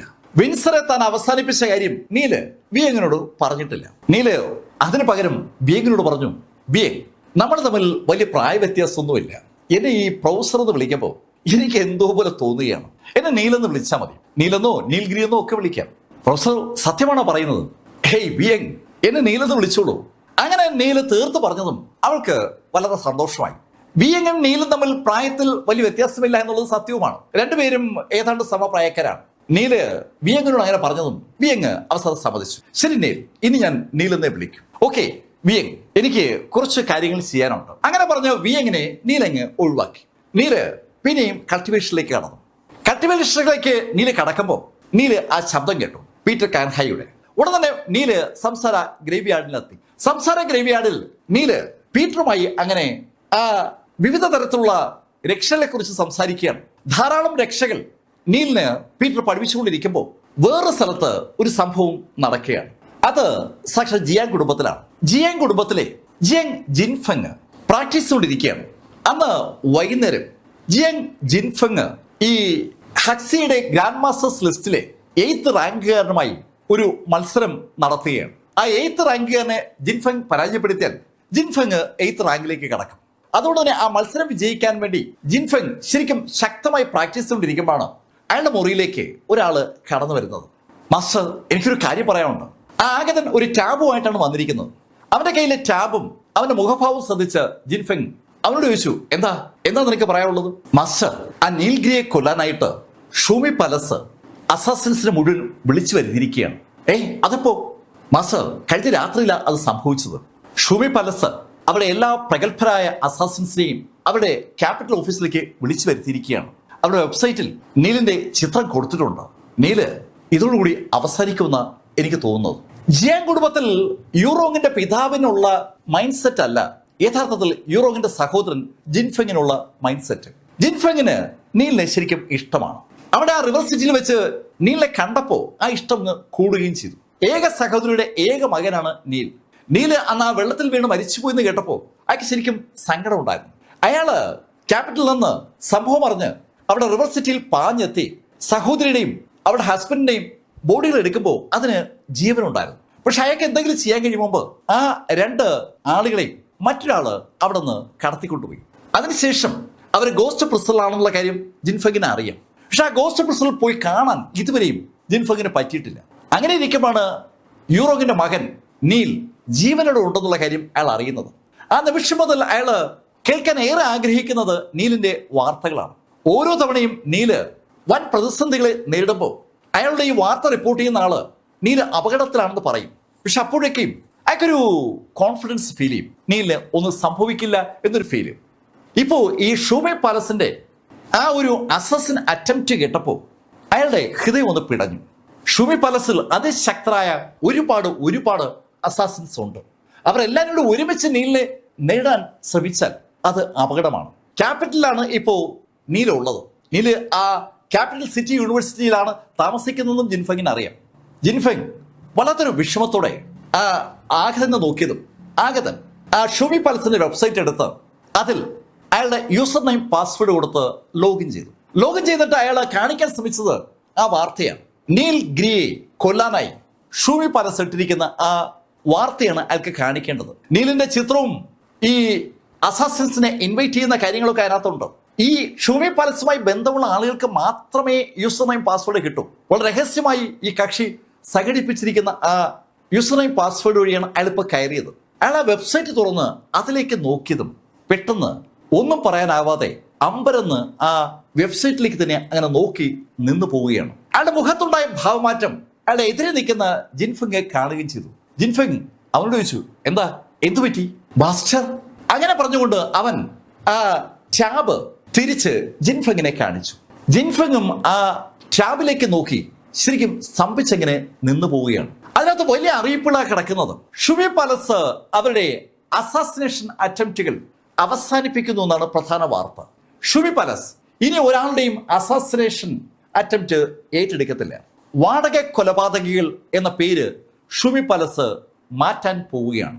ഷൂമി പാലസിന്റെ തലവൻ ഷാവോ ടാവോ ഒരു കാരണവശാലും അങ്ങനെ ഒരു കാര്യം ചെയ്യില്ല എന്ന് ജിയാങ് ജിൻഫെങ്ങിന് നന്നായി അറിയാം.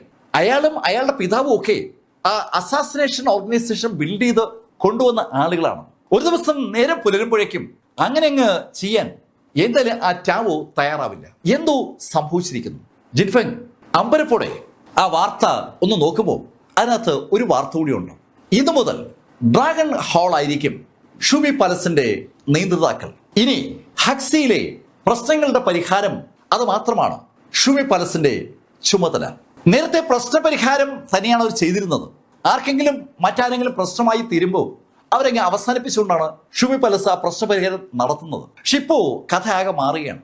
പ്രശ്നപരിഹാരത്തിന് വാടക കൊലപാതകികളെ വിട്ടുകൊടുക്കുന്ന ആ ഒരു പരിപാടി ഷൂമി പാലസ് പൂർണ്ണമായി ഉപേക്ഷിച്ചെന്നും അവര് പുതിയ പാതകളിലേക്ക് കടക്കുന്നു എന്നൊക്കെയുള്ള കാര്യങ്ങളാണ് കിടക്കുന്നത്. അത് വായിച്ച ജിൻഫെങ് തന്റെ കൂടെ നിൽക്കുന്ന ആളോട് പറഞ്ഞു, ഒരു കാര്യം ചെയ്യ്, ഈ ഡാർക്ക് ഹാളിനെ കുറിച്ച് നന്നായിട്ടൊന്ന് അന്വേഷിക്കും. മാസ്റ്റർ, ഡാർക്ക് ഹാളിനെ കുറിച്ച് ഞാൻ കേൾക്കുന്നത് ജിയാങ് പ്രോവിൻസിൽ നിന്നാണ്. അവിടെയാണ് അതിന്റെ ആസ്ഥാനം. അവർക്ക് പക്ഷേ ഈ ക്യാപിറ്റൽ വലിയ ബന്ധങ്ങളൊന്നുമില്ല. പക്ഷെ ക്യാപിറ്റൽ ബന്ധമുള്ള ഷൂമി പാലസിനെ അവരിത് ഏറ്റെടുത്തിരിക്കുകയാണ്. ആ വ്യക്തി ആ വാർത്ത ഒന്ന് അവലോകനം നടത്തിക്കൊണ്ടാണ് ആ ഡയലോഗ് പറഞ്ഞത്. എന്തായാലും ജിയാങ് ജിൻഫെങ് അയാളോട് പറഞ്ഞു, ഓക്കെ, കാര്യം എന്തായാലും നന്നായി. നീലിനെതിരെയുള്ള ആ അസാസിനേഷൻ അറ്റംപ്റ്റ് അവര് പിൻവലിച്ചിട്ടുണ്ട്. ഇനി നീല് സുരക്ഷിതരാണ്. അങ്ങനെ പറഞ്ഞ ജിൻഫെങ് അവനോട് പറഞ്ഞു, ഞാൻ പ്രാക്ടീസ് ചെയ്യട്ടെ. പ്രാക്ടീസ് ചെയ്യാനായിട്ട് വീണ്ടും അരീനയിലേക്ക് കയറുന്ന ജിൻഫെങ്ങിനെ തന്നെ കൗതുകപൂർവ്വം നോക്കി നിൽക്കുകയാണ് ആ മനുഷ്യൻ. അയാള് രണ്ടാളുകളെയും കാണുന്നതാണ്. ആ ജിയാങ് കുടുംബത്തിന്റെ തലവനെയും ജിയാങ് കുടുംബത്തിലെ ആ ജിൻഫെങ്ങിനെയും. യൂറോങ്ങിനെയും യൂറോങ്ങിന്റെ മകനെയും അത്ര താല്പര്യത്തോടെ അല്ല ആ കാരണവർ കാണുന്നത്. എന്നാൽ സഹോദരൻ അങ്ങനെയല്ല. അയാൾക്ക് നീലിന് വലിയ കാര്യമാണ്. കഴിഞ്ഞ ദിവസങ്ങളിൽ നടന്ന ഇന്ററാക്ഷനിൽ അത് ഏകദേശം ആ മനുഷ്യൻ മനസ്സിലാക്കിയിട്ടുണ്ട്. കഥ ഒരു ഭാഗത്ത് അങ്ങനെ നടക്കുമ്പോൾ നീലിന് ഒരു കോൾ ലഭിച്ചു. കോൾ വിളിച്ചത് ചേംബർലനാണ്. എന്നാൽ ഡോക്ടർ ചേംബർലൻ, ഇപ്പോൾ മിസ്റ്റർ ഗ്രീ, ഇപ്പോൾ സമയം 8 മണി. ഞാൻ ഈ യൂണിവേഴ്സിറ്റിയിലെ യൂണിക് ലേക്കിന്റെ മുന്നിലുണ്ട്. എന്തു പറ്റി? എന്നോട് രാത്രി 12 മണിക്ക് ലേക്കിനടുത്ത് വരാനാണ് ആ ലേഡി പറഞ്ഞത്. ഞാൻ പക്ഷേ 8 മണിക്ക് എത്തി. ഓഹോ, അങ്ങനെയാണോ എന്ന് നീലി ചോദിക്കുമ്പോഴേക്കും ആ ഫോണ് തട്ടിത്തെറിപ്പിക്കപ്പെട്ടതുപോലെ ഒരു ശബ്ദം നീലി കേട്ടു.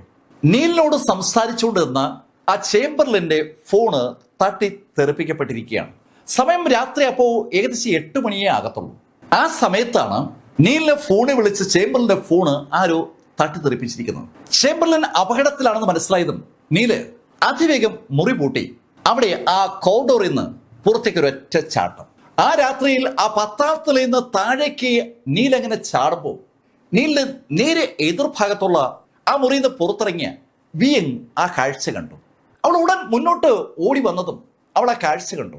ഒരു കുഴപ്പവുമില്ലാതെ നീൽഗിരി താഴെ ലാൻഡ് ചെയ്യുന്ന ആ കാഴ്ച അത് കണ്ടതും അവൾ അവളുടെ മുറി അടച്ചിട്ട് ലിഫ്റ്റിന് നേരെ ഒരൊറ്റ ഓട്ടം. ഈ രാത്രിയിൽ നീലിത് എങ്ങോട്ടാ ഓടുന്നത് അതറിയാൻ വേണ്ടിയാണ് അവൾ ഓടിയത്. ഈ സമയത്ത് അവിടെ ആ ലേക്കിന് മുന്നിൽ തെറിച്ചു വീണ തന്റെ ഫോണിലേക്ക് നോക്കിയ ചേംബർലിൻ ആ ശബ്ദം കേട്ടു. എന്താ ഡോക്ടർ ചേംബർലിൻ ഈ രാത്രിയിൽ ഇത്ര നേരത്തെ ഇവിടെ എത്തിയത്? ശബ്ദം കണ്ട ദിക്കിലേക്ക് നീൽ നോക്കുമ്പോൾ ഒരു ലേഡി ചേംബർലിന് നേരെ നടന്നു വരികയാണ്. നടന്നു വരുന്ന ആ ലേഡിയെ കാണുമ്പോൾ അറിയാം അവരൊരു സംഭവമാണ്. അവർ നടന്ന് ചേംബർലിന്റെ അടുത്തെത്തി. ചേംബർലിന്റെ അടുത്തേക്ക് അവർ നടന്നു വരുമ്പോൾ ചേംബർലിൻ ആലോചിക്കുന്നത് മറ്റൊരു കാര്യമാണ്. അയാളുടെ കൈവശം വരുന്ന ആ ഫോണ് എങ്ങനെ കയ്യിൽ നിന്ന് തെറിച്ചു എന്നാണ് അയാൾ ആലോചിക്കുന്നത്. നടന്നു വരുന്ന ആ ലേഡിയെ നോക്കിയിട്ട് ചേംബർലിൻ കുനിഞ്ഞ് ആ ഫോൺ എടുക്കാൻ പോയതും ആ ഫോൺ പെട്ടെന്ന് തറയിൽ നിന്ന് പൊങ്ങി. അടുത്ത നിമിഷം അതങ്ങ് ചിതറി. ആ സ്ത്രീയുടെ കൈയുടെ ഒരു ആക്ഷനിൽ അതൊക്കെ അങ്ങ് സംഭവിച്ചു. ചേംബർലിൻ തികച്ചും ഞെട്ടിപ്പോയ ആ നിമിഷത്തിൽ ദേഷ്യത്തോടെ ആ സ്ത്രീയെ നോക്കി. ഏയ്, നിങ്ങളെന്തായി കാണിക്കുന്നത്? ചേംബർലിൻ, നിങ്ങളിപ്പോ ഒരു ഗ്രീ എന്ന് പറയുന്നത് കേട്ടല്ലോ. മിസ്റ്റർ ഗ്രീ ആരായി? മിസ്റ്റർ ഗ്രീ അയാളാണോ നിങ്ങൾക്കൊപ്പം ചേർന്ന് നമ്മുടെ ഈ ഗോസ്റ്റ് പ്രസിന്റെ ഫോർമേഷൻ തകർത്തത്? ആ യൂണിവേഴ്സിറ്റിക്ക് അകത്തുണ്ടായിരുന്ന ഗോസ്റ്റ് പ്രസിന്റെ ഫോർമേഷൻ സാധാരണ ഒരാൾക്ക് തകർക്കാൻ പറ്റില്ല. ആ കാര്യം ഉറപ്പായിട്ടും ആ ലേഡിക്ക് അറിയാം. ചേംബർലിൻ ഒന്ന് പരിങ്ങെങ്കിലും അയാൾ ആ ലേഡിയോട് പറഞ്ഞു, ഹേയ്, എനിക്കറിയത്തില്ല, നിങ്ങൾ വിളിച്ചിട്ടാണ് ഇവിടെ എത്തിയത്. ഡോക്ടർ ചേംബർലിൻ, ഞാൻ വിളിച്ചിട്ടാണ് ഇവിടെ വന്നതെങ്കിലും നിങ്ങൾ നേരത്തെ ഇവിടെ എത്തി. നിങ്ങൾ എന്തിനാ ഇവിടെ നേരത്തെ എത്തിയത്?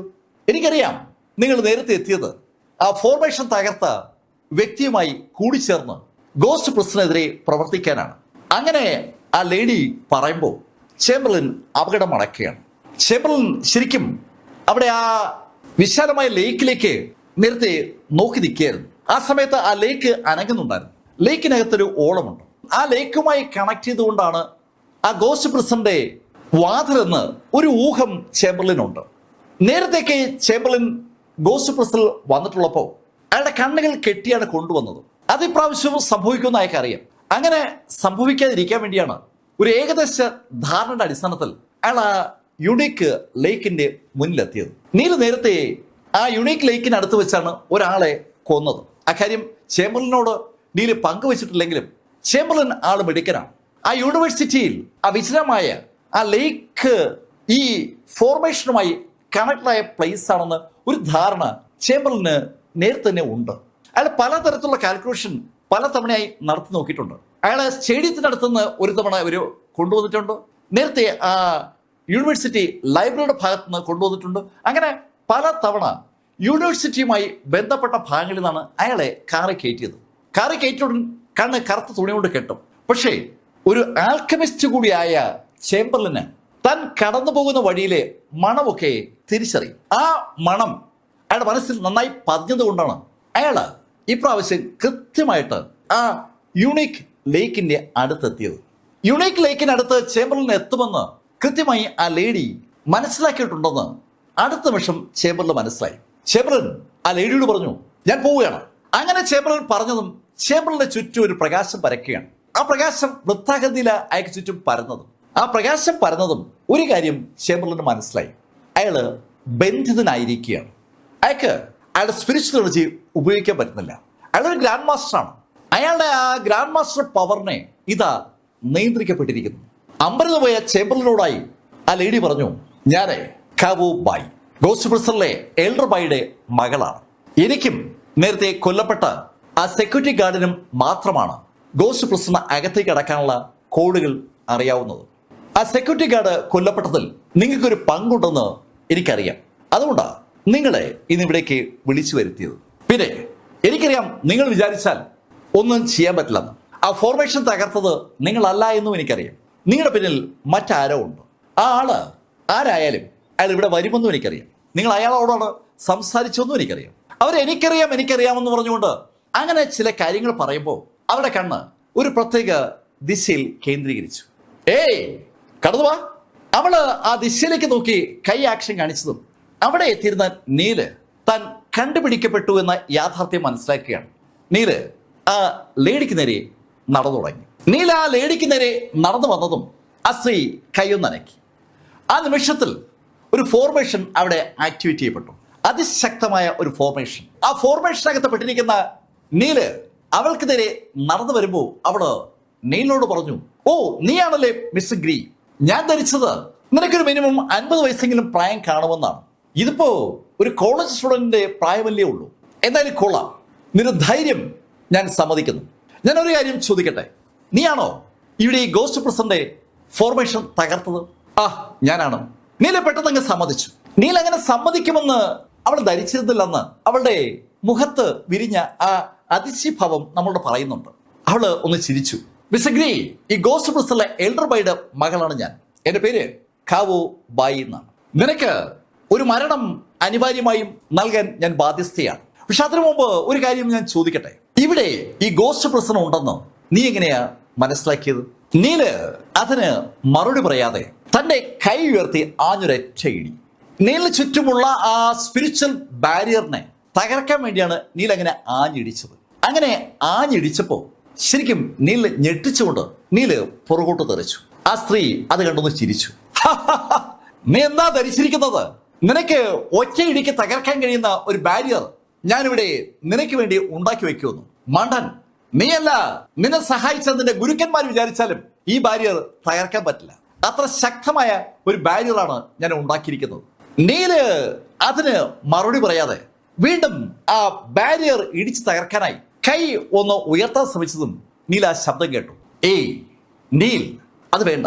നിന്റെ എനർജി അവിടെ ഉപയോഗിച്ചുകൊണ്ട് കാര്യമില്ല. അത് ശക്തമായ ഒരു ഫോർമേഷനാണ്.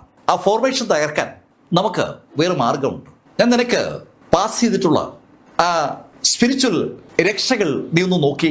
നീല ഉടൻ തന്നെ മനസ്സിലേക്ക് ആ പീറ്റർ ഹാൻഗായി പാസ് ചെയ്തിരിക്കുന്ന ആ അറിവുകളിലൂടെ ഒന്ന് കടന്നു. അങ്ങനെ കടന്നപ്പോൾ വളരെ വ്യക്തമായി ഒരു കാര്യം നീല മനസ്സിലാക്കുകയാണ്. ഫോർമേഷൻ ബ്രേക്കിംഗ് രക്ഷ എന്ന കാര്യമാണ് നീല മനസ്സിലാക്കിയത്.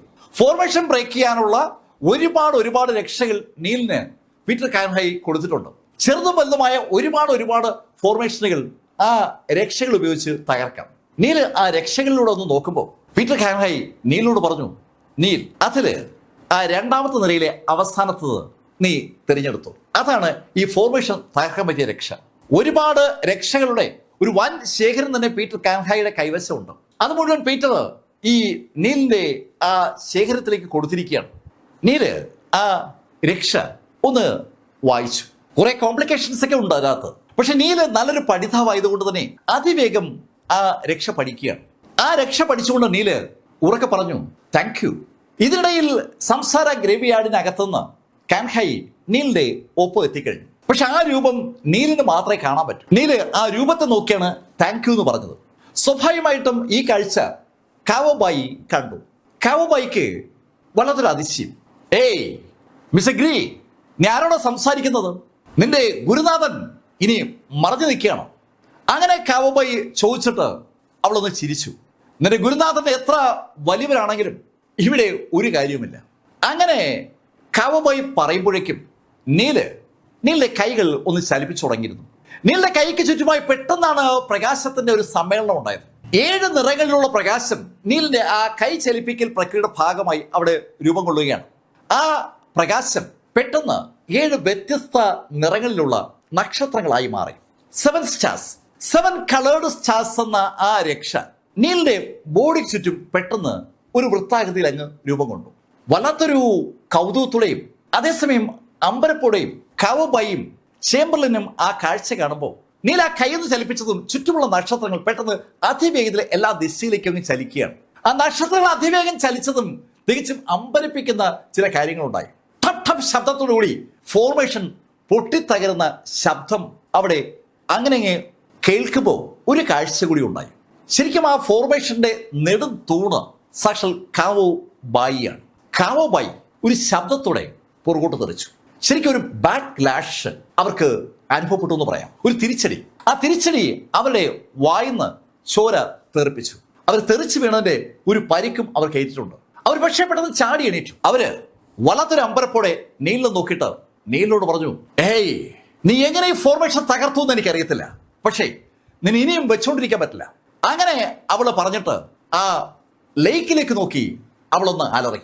കയറി വാ. കേൾക്കേണ്ട താമസം ആ ലേക്ക് ഒന്ന് അനങ്ങിയാണ്. ലേക്കിനകത്തുനിന്ന് മീൻ ആകാശത്തേക്ക് കുതിക്കുമ്പോലെ പെട്ടെന്നാണ് 1 ഡസൻ ആളുകൾ മുകളിലേക്ക് കുതിച്ചത്. അമ്പരപ്പിക്കുന്ന വേഗതയിൽ ആ യോദ്ധാക്കൾ നീലിനെ അങ്ങ് വളഞ്ഞു. ആ യോദ്ധാക്കൾ നീലിന് നേരെ വളഞ്ഞെന്ന് മാത്രമല്ല, അവര് മുന്നോട്ട് കുതിക്കുകയും ചെയ്യാണ്. അപ്പോ കാവോബായിയുടെ ശബ്ദം കേൾക്കാം, അവനെ അരിഞ്ഞ തള്ളിക്കോ, പക്ഷേ അവനെ കൊല്ലണ്ട, അവന് എനിക്ക് പല കാര്യങ്ങളും അറിയാനുണ്ട്. അങ്ങനെ പറഞ്ഞിട്ട് അവള് 1-2 സ്റ്റെപ്പ് പുറകോട്ട് മാറി പോക്കറ്റിൽ നിന്ന് സിഗരറ്റ് പാക്കറ്റ് എടുത്ത് അതിൽ നിന്നൊരു സിഗരറ്റ് എടുത്ത് അവളെ ചൂണ്ടിലേക്ക് വെച്ചു. അവൾ ആ സിഗരറ്റ് കൊളുത്തുകയും ചെയ്തു. ഒരു ഷോ അവൾ കാണാൻ പോവുകയാണ്. അവൾ ഉണ്ടാക്കിയ ഫോർമേഷൻ തകർക്കാൻ കപ്പാസിറ്റി ഉള്ള ചെറുപ്പക്കാരൻ കുറച്ചു നേരം ആ യോദ്ധാക്കളുമായി പിടിച്ചു നിൽക്കുമെന്ന് ഉറപ്പായും കാവോബായിക്ക് അറിയാം. അതുകൊണ്ട് തന്നെ അതൊന്ന് കാണാൻ വേണ്ടിയാണ് അവള് ഒന്ന് പുറകോട്ട് മാറിയത്. ഈ സമയത്ത് ചേംബർലിന്റെ ചുറ്റുമുള്ള ആ നിയന്ത്രണം പൂർണ്ണമായി മാറിക്കഴിഞ്ഞിട്ടുണ്ട്. പക്ഷേ നീല കൈയൊന്ന് നനയ്ക്കതും ചേംബർലിൻ ഒത്തിരി പുറകോട്ട് മാറ്റപ്പെട്ടു. നടക്കാൻ പോകുന്ന ആ യുദ്ധത്തിൽ നിന്ന് ചേംബർലിനെ നീല് മാറ്റി നിർത്തിയതാണ്. ആ യോദ്ധാക്കൾ ഊരിപ്പിടിച്ച വാളും കടാരകളുമായി ആകാശത്തേക്ക് കുതിച്ചുയർന്ന് നീൽ നേരെ പാഞ്ഞു വരുമ്പോൾ നീലും മുന്നോട്ട് കുതിച്ചു. നീലിന് നേരെ പാഞ്ഞെടുത്ത ഒരു യോദ്ധാവ് അയാളുടെ കയ്യിലെ വാള് കൊണ്ട് നീലിനെ ആഞ്ഞു വെട്ടുമ്പോൾ നീല് കൈ മുറുക്കി തിരിച്ചൊരു അറ്റ ഇടി. അത് കണ്ടപ്പോൾ കാവോബായിയുടെ ചുണ്ടിൽ ഒരു പുഞ്ചിരി വിരിഞ്ഞു. ഇവന് ഫോർമേഷൻ തകർക്കാനേ അറിയാവൂ, ഫൈറ്റ് ചെയ്യാൻ അറിയില്ല. അല്ലെങ്കിൽ ആരെങ്കിലും മൂർച്ചയുള്ള വാളിലേക്ക് കൈ ചുരുട്ടി ഇടിക്കൂ? ആ ഒരു ചോദ്യം കാവോബായിയുടെ മനസ്സിലേക്ക് കടന്നു വന്ന അതേ നിമിഷത്തിൽ അത് സംഭവിക്കുകയാണ്. നീലിനെ ആഞ്ഞു വെട്ടിയ ആ വാളിലേക്ക് നീലിന്റെ ആ കൈ പതിച്ചു. ഒരൊറ്റ ഇടിക്ക് നീലിന്റെ നേരെ വന്ന വാള് ചിതറി. അതോടൊപ്പം മുന്നോട്ട് കുതിച്ച നീലിന്റെ കൈ ആ വാളിലൂടെ ആ വെട്ടിയാളിന്റെ തലയിൽ എത്തുകയും ചെയ്തു. ആ ഇടിയുടെ ബാക്കി ആ തലയിൽ പതിച്ചതും ആ തല അങ്ങ് ചിതറി. ഏറ്റവും മുന്നിൽ വന്ന ആളുടെ തല ചിതറപ്പോഴേക്കും നീല് ശരിക്കും അല്പം ഉയർന്നു കഴിഞ്ഞു. ആ ഉയർച്ചയുടെ ഭാഗമായി നീലിന്റെ ഇടത് കാല് ഒന്ന് ഉയർന്ന് താണതും ലെഫ്റ്റ് സൈഡിൽ ഉണ്ടായിരുന്ന ആളിന്റെ നെഞ്ച് ഏതാണ്ട് പൊത്തെന്ന് പറയാം. ശരിക്കും നീല ഒരൊറ്റ ചവിട്ടിന് അവന്റെ നെഞ്ച് പിളർന്നിട്ടുണ്ട്. ആ ഫോഴ്സ് തൊട്ട് പുറകിലുണ്ടായിരുന്ന ഊരിപ്പിടിച്ച കത്തിയുമായി മുന്നോട്ട് വന്നവന്റെ പുറത്താണ് പതിച്ചത്. അവന്റെ കത്തി മുന്നിലേക്ക് തന്നെ ഇരിക്കുമ്പോഴാണ് തൊട്ട് മുന്നിലുള്ള ആള് അതിവേഗതയിൽ അവന്റെ കത്തിയിലേക്ക് അങ്ങ് തറച്ചു കയറിയത്. അവന് വിശ്വസിക്കാൻ പറ്റാത്ത ഒരു സംഭവമാണ് ഉണ്ടായിരിക്കുന്നത്. അവന്റെ മുന്നിലുള്ള അവന്റെ കൊളീഗ് ഇതാ അവന്റെ കത്തിയിൽ അങ്ങനെ കൊരുത്തിരിക്കുന്നു. ഈ കാഴ്ച കണ്ടതും ആ കാവബോയുടെ ചുണ്ടിലുണ്ടായിരുന്ന ആ എരിയുന്ന സിഗരറ്റ് അവൾ പോലും അറിയാതെ താഴേക്ക് വീണു. എന്താണ് സംഭവിക്കുന്നതെന്ന് അവൾക്ക് മനസ്സിലാക്കും മുമ്പ് നീലിന്റെ കൈക്കരുത്തിൽ ആ 12 പേരും അവസാനിച്ചു. ശരിക്കും ആ 12 പേരും തറയിൽ ലാൻഡ് ചെയ്യുന്ന മുമ്പ് അവസാനിച്ചു എന്ന് പറഞ്ഞാൽ അതാണ് ശരി. നീൽഗിരി അതിശക്തനായ ഒരു ആൽക്കമിസ്റ്റ് ആണെന്നുള്ള കാര്യം ഡോക്ടർ ചേംബർലിന് അറിയാം. അയാൾ കണ്ടതാണ് നീലിന്റെ ആ ആൽക്കമി കപ്പാസിറ്റിയും. ശരിക്കും മനുഷ്യന് അസാധ്യമായ ശൈലിയിൽ ചേംബർലിന്റെ ബോഡിയിൽ നിന്ന് ആ രഹസ്യ സീല് പൊളിച്ചു മാറ്റുന്നതും ചേംബർലിൻ അനുഭവിച്ച കാര്യമാണ്. അത് നീലിന്റെ ചുറ്റുമുണ്ടായിരുന്ന ഓറ അയാളെ വല്ലാതെ ഞെട്ടിച്ചതുമാണ്. പക്ഷേ നീലിന്റെ ഫൈറ്റിംഗ് എബിലിറ്റി അയാൾ ഇതുവരെ കണ്ടിട്ടുണ്ടായിരുന്നില്ല. നീൽ ഇവിടെ മുന്നോട്ട് കുതിച്ച് ഒരു വൃത്തം പൂർത്തീകരിച്ചപ്പോൾ 1 ഡസൻ ആളുകളുടെ ബോഡി തിരിച്ചറിയാൻ പോലും പറ്റാത്ത ശൈലിയിൽ ചിതറി ആ തറയിലും ആ കായലിലുമായി കിടക്കുന്ന കാഴ്ച ശ്വാസം അടക്കി പിടിച്ചാണ് ഡോക്ടർ ചേംബർലിൻ കണ്ടത്. താൻ നീല ഫോളോ ചെയ്യാൻ തീരുമാനിച്ചത് എന്തുകൊണ്ടും നന്നായി. അങ്ങനെ ഒരു ആശ്വാസമാണ് ആ നിമിഷത്തിൽ ചേംബർലിന്റെ ഉള്ളിലുണ്ടായത്. അതേ സമയത്ത് ആ സ്ത്രീ കാവോബായി വല്ലാതെ ഞെട്ടി തരിച്ച് സ്തംഭിച്ച് നിൽക്കുമ്പോൾ അവളുടെ തൊട്ടു മുന്നിൽ നീലെത്തിയിരുന്നു.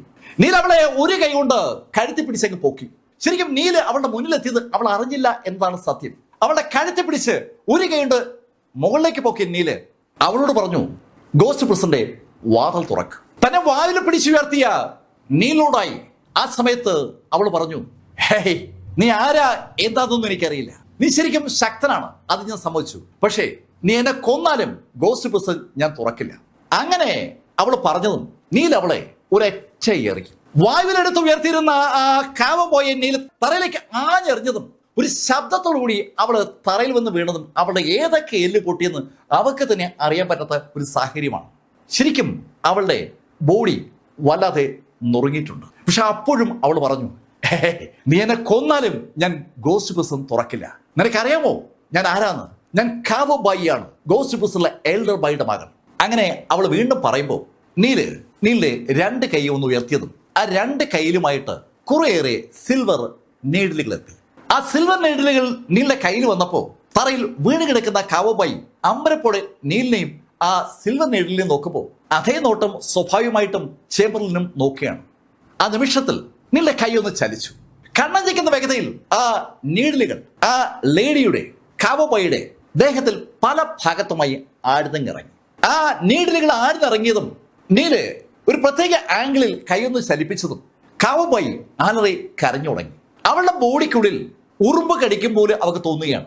ഒരു സ്ഥലത്തല്ല, ആയിരക്കണക്കിന് പ്ലേസുകളിൽ ഉറുമ്പ് കടി ഏൽക്കാത്ത ഒരു പ്ലേസും അവളുടെ ബോഡിയിൽ ഇല്ല എന്ന് പറയുന്ന ശൈലിയിൽ ഉറുമ്പ് അവളുടെ ദേഹം മുഴുവൻ കടിക്കുകയാണ്. അവൾ തറയിൽ കിടന്ന് ഉരുണ്ട് പിടയുകയാണ്.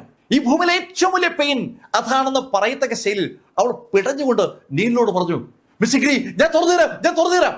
അങ്ങനെ അവൾ പറഞ്ഞതും നീല് അവന്റെ കൈയുടെ ചലനമൊന്ന് പിൻവലിച്ചു. ആ നിമിഷത്തിൽ ആ ഉറുമ്പ് കടി നിന്നു. ഇപ്പോ ആ സ്ത്രീയുടെ കണ്ണിക്കൂടി കണ്ണുനീർ ധാരധാരായി ഒഴുകുകയാണ്. അവൾ ശരിക്കും ഭയന്നിട്ടുണ്ട്. പക്ഷെ അടുത്ത നിമിഷത്തിൽ അവളുടെ 2 കൈയും ആ കായലിനെ നോക്കി ഒന്ന് അനക്കുകയും ആ നിമിഷത്തിൽ അവളുടെ തൊട്ട് മുന്നിലായി ഒരു ചെറിയ സ്ക്രീൻ പ്രത്യക്ഷപ്പെടുകയാണ്. അവൾ ആ സ്ക്രീനിലേക്ക് അവളുടെ 2 കൈയും വെച്ചു. ആ നിമിഷത്തിൽ തികച്ചും അമ്പരപ്പിക്കുന്ന ഒരു കാഴ്ച നമ്മൾ കാണുകയാണ്. ആ കായലിലെ വെള്ളം കരയിലേക്ക് അടിച്ചു കയറുന്ന ഒരു കാഴ്ചയാണ് നമ്മൾ കാണുന്നത്. ആ കായല് തികച്ചും കൃത്രിമമായി ഉണ്ടാക്കപ്പെട്ടിരിക്കുന്ന ഒരു ആർട്ടിഫിഷ്യൽ ലേക്കാണ്. ആ ലേക്കിലെ വെള്ളം അതിന്റെ എൻ്റെ കരയിലേക്കും ഇടിച്ചു കയറുമ്പോൾ നമ്മൾ കാണുന്നത് തുറസ്സായ ഒരു മൈതാനമാണ്. ആ മൈതാനത്ത് വേറെ ഒന്നുമില്ല. നീലും ചേംബർലനും ഈ കാഴ്ച കാണുമ്പോഴേക്കും ആ കാവബായി ആ മൈതാനത്തിലേക്ക് ഇറങ്ങി ഓടിക്കഴിഞ്ഞു. അവള് ആ മൈതാനത്തേക്ക് ഓടി ഇറങ്ങുമ്പോഴേക്കും ആ മൈതാനത്തിന്റെ ഒത്ത് നടക്കുന്ന പെട്ടെന്നാണ് ഒരു ശബ്ദം ഉണ്ടാകുന്നത്. ആ മൈതാനത്തിന് നടക്കുന്ന എന്തോ ഇളകി മാറിയതുപോലെ ഒരു പ്രകാശം മുകളിലേക്ക് വരികയും ആ പ്രകാശത്തോടൊപ്പം ഒരാള് പുറത്തേക്ക് വരികയും ചെയ്തു. ആ കുഴിക്ക് നേരെ ഓടി വരുന്ന ആ ലേഡിയുടെ നേരെ ആ മനുഷ്യൻ ഓടി വരികയാണ്. അപ്പോഴാണ് നീൽ ആ കാഴ്ച കാണുന്നത്. ആ കുഴിന്ന് മുകളിലേക്ക് കയറി വന്ന മനുഷ്യൻ ആ സ്ത്രീയെ രക്ഷിച്ചുകൊണ്ട് പോകാനായിട്ടാണ് മുകളിലേക്ക് ഓടിക്കേറിയത്. അത് കണ്ടതും നീല് തന്റെ വലത് കൈ എന്ന് ഉയർത്തിയതും ആ ഗോഡ് സ്ലേയിങ് സോഡ് നീലിന്റെ കയ്യിൽ പ്രത്യക്ഷപ്പെട്ടു. ആ വാളുമായി നീല് മുന്നോട്ട് കുതിക്കുമ്പോഴേക്കും ആ മനുഷ്യൻ ആ സ്ത്രീയെ എടുത്തുകൊണ്ട് ആ കുഴിക്ക് നേരെ വീണ്ടും കുതിച്ചു കഴിഞ്ഞു. അവിടെ ഒരു വാതിലുണ്ട്, ഒരു രഹസ്യവാതിൽ. ആ വാതിൽ തുറന്നാണ് ആ മനുഷ്യൻ പുറത്തേക്ക് വന്നത്. അയാള് ആ ലേഡിയുമായി ആ കുഴിയുടെ ഡോറിനടുത്തേക്ക് ഓടി എത്തുമ്പോഴേക്കും നീല് ആഞ്ഞു വെട്ടിക്കഴിഞ്ഞു. ഈ സമയത്ത് ആ ഡോർ വഴി ആ സ്ത്രീയെ അകത്തേക്ക് എറിഞ്ഞിട്ട് ആ മനുഷ്യൻ ആ വലത് കൈ ഒന്ന് ചലിപ്പിക്കുകയാണ്.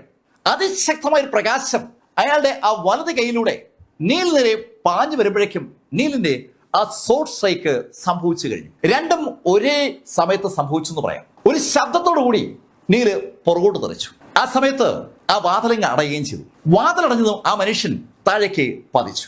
അയാളെ വന്ന് വീണത് നേരത്തെ അയാൾ എടുത്തെറിഞ്ഞ ആ ലേഡിയുടെ അടുത്താണ്. ലേഡിയുടെ അടുത്തേക്ക് അയാൾ വീണതും ആ ലേഡി ഒരു പരുവത്തിൽ എണീറ്റ് ആ മനുഷ്യനെ പിടിച്ചെണിപ്പിച്ച് അമ്പരപ്പോട് വിളിക്കുന്നു, അച്ഛാ. അവൾ അങ്ങനെ വിളിക്കുമ്പോൾ അവളുടെ കണ്ണ് അയാളുടെ ഇടത് കൈയിലാണ് പതിച്ചത്. അയാളുടെ ഇടത് കൈ മുറിച്ച് മാറ്റപ്പെട്ടിരിക്കുന്നു. നീലിന്റെ ആ സോർട്ട് സ്ട്രൈക്കിനെ അയാൾ വലത് കൈ കൊണ്ട് പ്രതിരോധിക്കുമ്പോൾ അയാളുടെ ആ ഇടത് കൈ നീല് അരിഞ്ഞ് വീഴ്ത്തിയിരിക്കുകയാണ്. കഥയുടെ ഈ ഭാഗം ഞാൻ അവസാനിപ്പിക്കുന്നു. അടുത്ത ഭാഗവുമായി അടുത്ത ദിവസം നമുക്ക് വീണ്ടും കാണാം. ഇതുവരെ യങ് മാസ്റ്റർ കഥ നിങ്ങളോട് പറഞ്ഞത് സ്റ്റോറി ടെല്ലർ ചാനലിൽ നിന്നും BS ചന്ദ്രമോഹൻ. കമന്റിൽ ചെയ്യുക. Thank you.